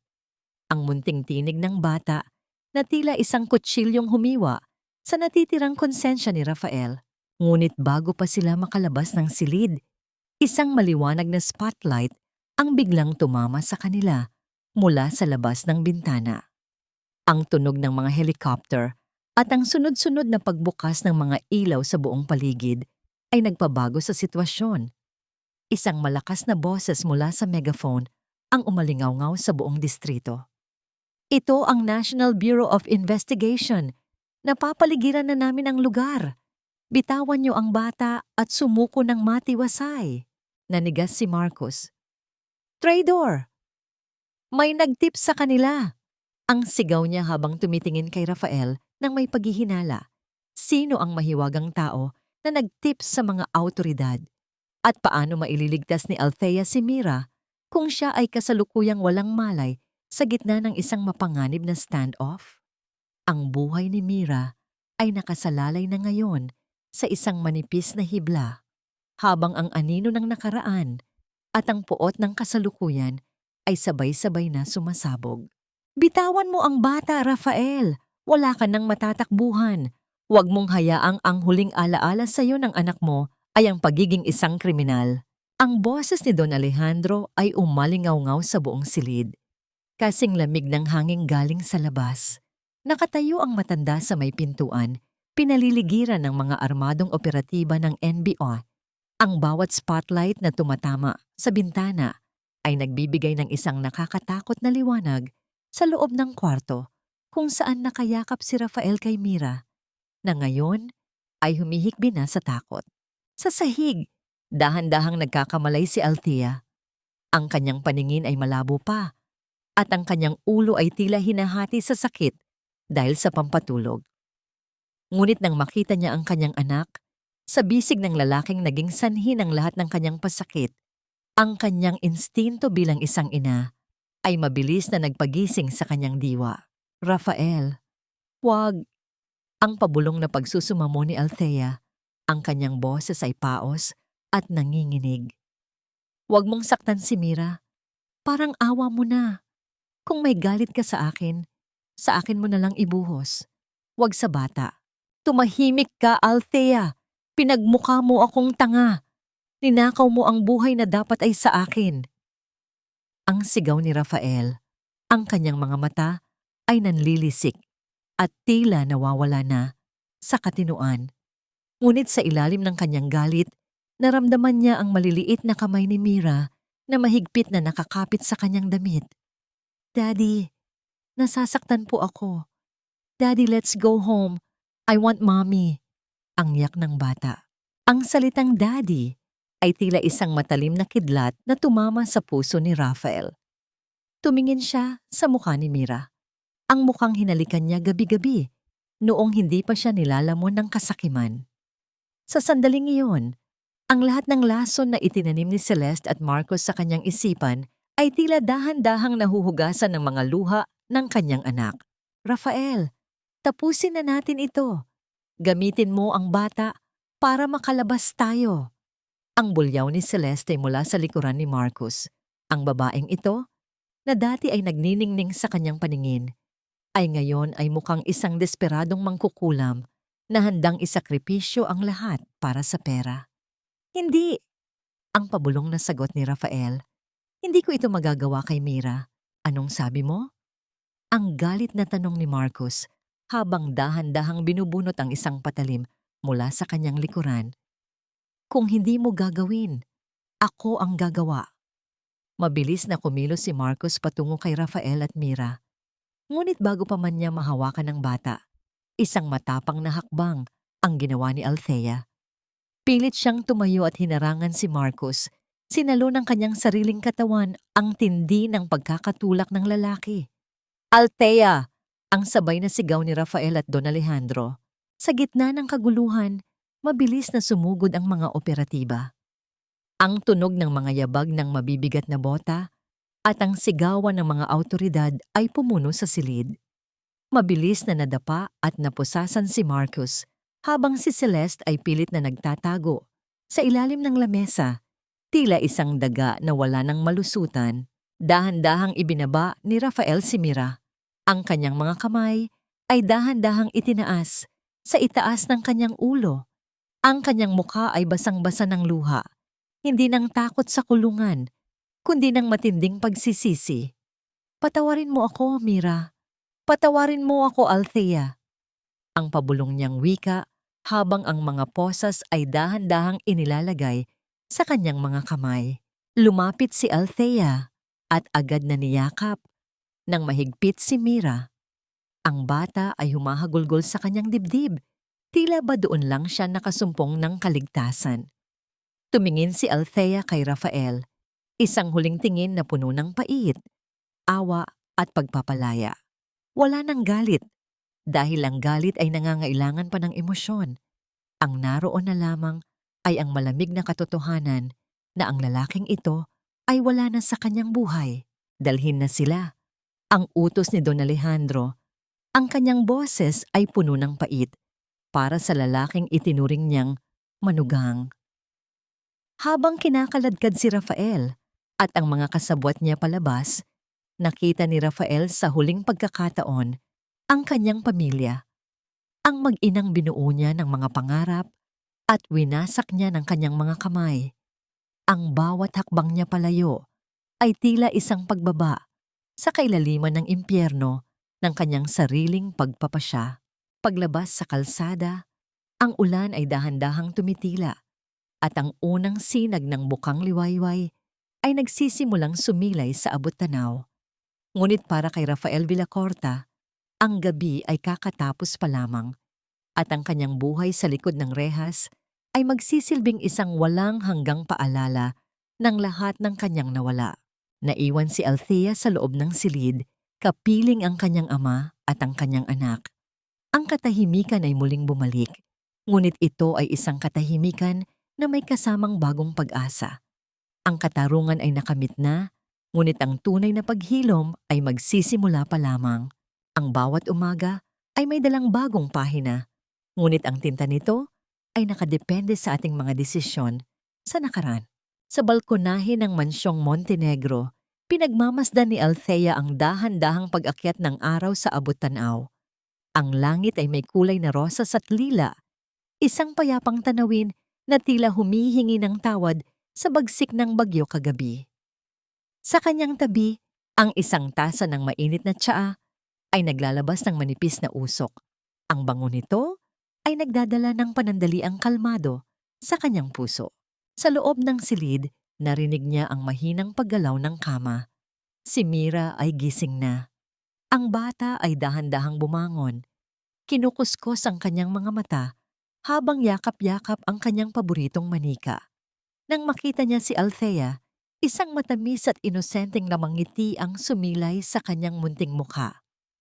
"Mommy, maganda po ang sun ngayon." Ang wika ni Mira, ang kanyang boses ay wala ng bakas ng takot mula sa nagdaang gabi. Lumapit si Althea at hinalikan ang noo ng anak. Sa sandaling iyon, ang lahat ng pagdududa tungkol sa dugo at pinagmulan ay tuluyan ng naglaho. Ano nga ba ang halaga ng isang pirasong papel kung ang bawat selula ng kanyang pagkatao ay nakalaan para sa batang ito? Ang pagiging ina ay hindi nasusukat sa simula ng buhay, kundi sa bawat araw na pinili mong manatili at magmahal sa kabila ng lahat. Sa kabilang dako, sa loob ng isang malamig at madilim na selda sa kulungan, nakaupo si Rafael. Ang tunog ng pagbagsak ng bakal na pinto ay tila ang huling nota sa kanta ng kanyang buhay. Nakasuot siya ng kulay kahel na uniforme. Ang kanyang buhok ay gulo-gulo at ang kanyang balat ay maputla. Wala na ang mamahaling relo. Wala na ang kanyang dignidad. Ang tanging kasama niya ay ang mga anino ng kanyang mga maling desisyon. Sa kabilang selda, naririnig ang matinis na boses ni Celeste na nakikipagtalo sa mga gwardiya. "Hindi ako dapat narito. Hindi niyo ba ako kilala? Babalik ako sa itaas." Ngunit ang kanyang mga sigaw ay tila mga tuyong dahon na tinatangay ng hangin. Walang nakikinig, walang nagmamalasakit. Ang reyna ng panlilinlang ay ngayon ay isa na lamang bilanggo ng kanyang sariling kasakiman. Pumasok si Attorney Lucas sa opisina ni Althea sa huling pagkakataon upang ibigay ang mga ulat ng korte. "Madam, opisyal na pong naisampa ang lahat ng kaso laban sa kanila. Marcus, Celeste at Rafael, wala silang pagkakataon para sa piyansa dahil sa bigat ng mga ebidensya ng kidnapping at economic sabotage." "Salamat, Lucas." Ang maikling sagot ni Althea habang pinipirmahan ang huling dokumento ng diborsyo. Ang bawat linyang ginawa niya ay tila isang paghihilom ng isang malalim na sugat. Tumingin si Althea sa isang lumang notebook ni Mira kung saan nakadrawing ang isang pamilya, isang reyna, isang prinsesa at isang haring malabo ang mukha. Kinuha ni Althea ang isang pambura at dahan-dahang binura ang larawan ng hari. Iniiwan lamang ang mag-ina sa gitna ng isang makulay na hardin. "Tapos na ang kwento ng Villacorta sa buhay ko," ang pabulong ni Althea. Pagbaba niya sa lobby ng Montenegro Group, hinarap ni Althea ang mga press at media. Ngunit sa halip na magsalita tungkol sa iskandalo, ang kanyang mensahe ay tungkol sa pag-asa. Ang isang babae ay maaring mabali, ngunit hinding-hindi siya tuluyang madudurog hanggat meron siyang dahilan upang bumangon. At ang dahilan ko ay ang pag-ibig na walang hinihinging kapalit. Habang sumasakay sa sasakyan, tumunog ang kanyang telepono. Isang video mula sa eskwelahan ni Mira. Nakita niya ang anak na masayang naglalaro kasama ang ibang mga bata, malaya at ligtas. Isang malaking buntong hininga ng ginhawa ang kumawala kay Althea. Ngunit bago pa man siya makaalis, isang matandang babae ang lumapit sa kanyang sasakyan, ang ina ni Rafael. Ang babaeng dati ay kasabwat sa pagpapahirap sa kanya sa bahay. Nakasuot ito ng luma at kupas na damit. Ang kanyang mga mata ay puno ng pagsisisi habang may bitbit na isang maliit na basket ng mga prutas. "Althea, patawarin mo kami," ang pabulong ng matanda. Tumingin si Althea sa kanya. Nakita niya ang bunga ng lahat ng galit at poot. Ngunit sa halip na sumigaw, dahan-dahang ibinaba ni Althea ang bintana at kinuha ang basket. Hindi dahil sa kailangan niya ito, kundi dahil ayaw na niyang bitbitin ang bigat ng galit. Umuwi na po kayo, nanay. Tapos na ang lahat. Ang tanging sabi ni Althea bago umalis ang sasakyan. Ang daan patungo sa kinabukasan ay malawak at maliwanag. Wala nang mga lihim na sumasakal, wala nang mga aninong humahabol. Ngunit sa likod ng lahat ng ito, may isang huling katanungan na nananatili sa isipan ni Althea habang hinahaplos niya ang singsing ng kanyang ina. Nahanap na nga ba niya ang tunay na kapayapaan o ang pag-ibig ay muling kakatok sa kanyang puso sa paraang hindi niya inaasahan? Ang sugat na dumaan sa matinding hapdi ay siyang nag-iiwan ng pinakamatibay na peklat, isang marka na hindi ng kahinaan kundi ng tagumpay. Isang taon na ang lumipas mula nang gumuho ang mundong binuo ni Rafael Villacorta sa itaas ng mga kasinungalingan. Sa ilalim ng malambot na sikat ng hapon, nakatayo si Althea sa harap ng bagong tayong Mira Althea Center, isang pundasyong naglalayong magbigay ng kalinga sa mga kababaihan at batang biktima ng pang-aabuso. Ang gusali ay hindi kasing taas ng Montenegro Tower, ngunit ang bawat sulok nito ay puno ng liwanag at pag-asa, isang kabaligtaran ng madilim na mansyong naging bilangguan ni Althea sa loob ng 6 na taon. Nakasuot si Althea ng isang simpleng asul na dress, ang kanyang buhok ay bahagyang hinahangin at ang kanyang mukha ay may bakas ng isang tunay na kapayapaan. Wala na ang mabigat na kolorete, wala na ang maskara ng isang vice president. Ang tanging naroon ay isang babaeng nahanap na ang kanyang tunay na boses. "Mommy, look at my painting! May rainbow na po sa bahay natin." Ang masayang sigaw ni Mira habang tumatakbo patungo sa kanya. Ang bata ay nagniningning ang mga mata. Ang peklat sa kanyang noo ay halos hindi na mapansin, natatakpan ng kanyang makulay na headband. Niyakap ni Althea ang anak at tiningnan ang drawing nito. Wala na ang anino ng isang malungkot na pamilya. Sa papel, ang nakaguhit ay si Althea, si Mira, at si Don Alejandro na may hawak na mga lobo. "Napakaganda, Mira. Ilalagay natin yan sa opisina ni Lolo. Siguradong matutuwa siya." Ang wika ni Althea habang hinahaplos ang pisngi ng anak. Sa gitna ng kanilang katuwaan, lumapit si Attorney Lucas at may iniabot na isang maliit na sobre. "Madam, may dumating po na sulat mula sa bilibid. Galing po kay Rafael." Napatigil si Althea. Ang pangalang iyon ay tila isang malayong alingawngaw na lamang mula sa nakaraan. Dahan-dahan niyang kinuha ang sobre at binuksan ito. Sa loob ay may isang piraso ng papel na may sulat kamay na hindi na kasing tatag ng dati. "Althea, ang panimula ng sulat.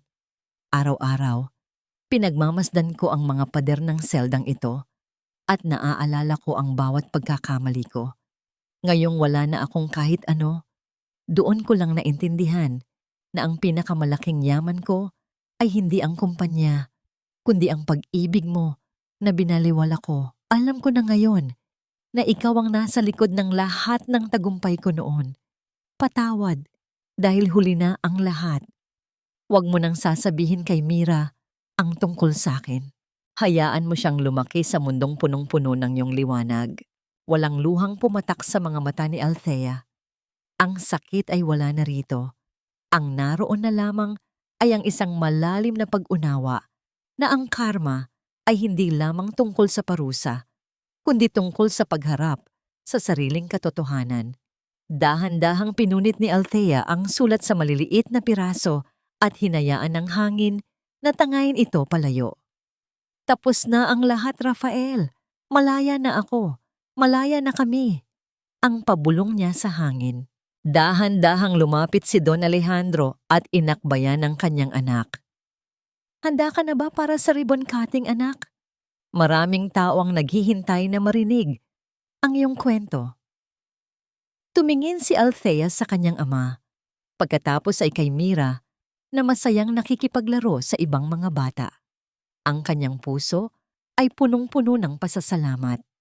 Ang paglalakbay mula sa isang martir na asawa patungo sa isang rey ng Montenegro ay hindi naging madali. Ngunit bawat hakbang ay sulit. "Handa na ako, Papa." Ang sagot ni Althea ng may matatag na tinig. Habang naglalakad siya patungo sa podium, ang palakpakan ng mga tao ay tila isang awit ng pagsalubong sa kanyang bagong buhay. Sa ilalim ng malawak na kalangitan, tumayo si Althea Montenegro, hindi bilang isang biktima, hindi bilang isang asawa ng isang traidor, kundi bilang isang babaeng nahanap ang kanyang sariling langit sa gitna ng unos. Ang kwento ng kanyang pagtitiis ay natapos na. Ngayon, ang kwento ng kanyang pagbangon ang siyang magsisilbing liwanag sa madilim na mundo ng marami pang kababaihang nangangarap ding lumaya. Ang dagat ay may kakaibang paraan ng pagbura sa mga bakas na iniwan sa buhanginan, gaya ng kung paano dahan-dahang hinugasan ng panahon ang pait sa puso ni Althea Montenegro. Sa paglubog ng araw sa dalampasigan ng kanilang pribadong isla, ang kalangitan ay nagmistulang isang higanting canvas na pinintahan ng ginto at apoy. Humahampas ang maliliit na alon sa pampang, isang banayad na himig na tila nagpapatulog sa lahat ng mga sakit ng kahapon. Nakatayo si Althea sa dalampasigan, hinahayaan ang malamig na tubig na dumampi sa kanyang mga paa. Sa di kalayuan, nakikita niya si Mira na masayang hinahabol ang isang makulay na saranggola kasama si Don Alejandro. Ang tawanan ng kanyang anak ay ang pinakamagandang musikang narinig niya sa buong buhay niya. Isang tunog na nagpapatunay na ang lahat ng pagtitiis at pakikipaglaban ay may katuturan. Tungkol sa katanungan ng pagpapatawad, natutunan ni Althea na ang pagpapatawad ay hindi isang regalo para sa taong nagkasala sa kanya. Hindi niya kailangang yakapin muli si Rafael o kalimutan ang mga latay na iniwan nito. Ang pagpapatawad ay isang regalo na ibinigay niya sa kanyang sarili. Pinatawad niya ang nakaraan upang hindi na siya maging bilanggo nito. Malaya na siya, hindi dahil nawala ang mga sugat, kundi dahil hindi na ito ang nagdidikta sa kanyang direksyon. Si Rafael ay isa na lamang malabong anino sa kanyang alaala, isang aral na kailangan niyang pagdaanan upang mahanap ang kanyang tunay na kinang. Nahanap na nga ba niya ang kapayapaan? Sa bawat gabi na mahimbing ang tulog ni Mira at sa bawat umaga na gumigising siya ng walang takot, doon niya natatagpuan ang kanyang langit.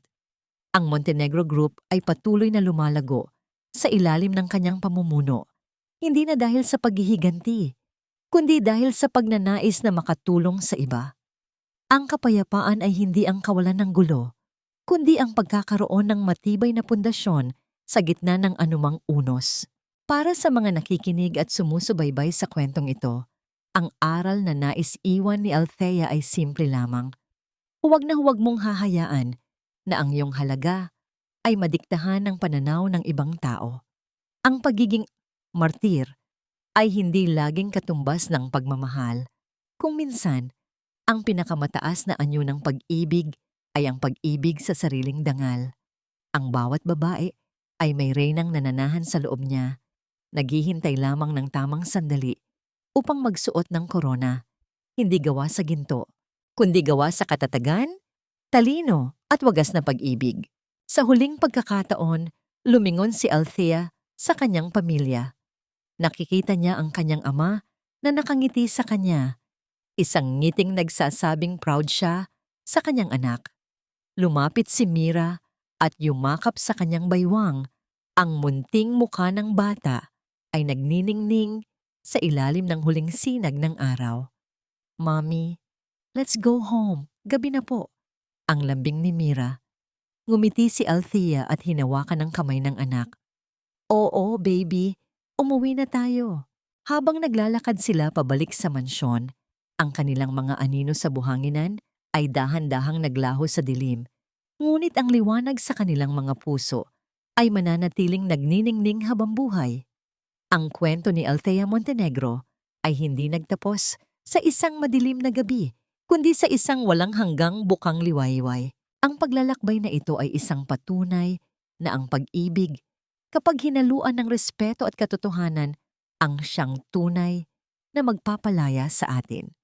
Sa bawat pagsubok, laging tandaan, Ang pinakamagandang bahagi ng iyong buhay ay hindi ang kung paano ka nadapa, kundi ang kung paano ka bumangon at naglakad muli ng may taas noong dangal.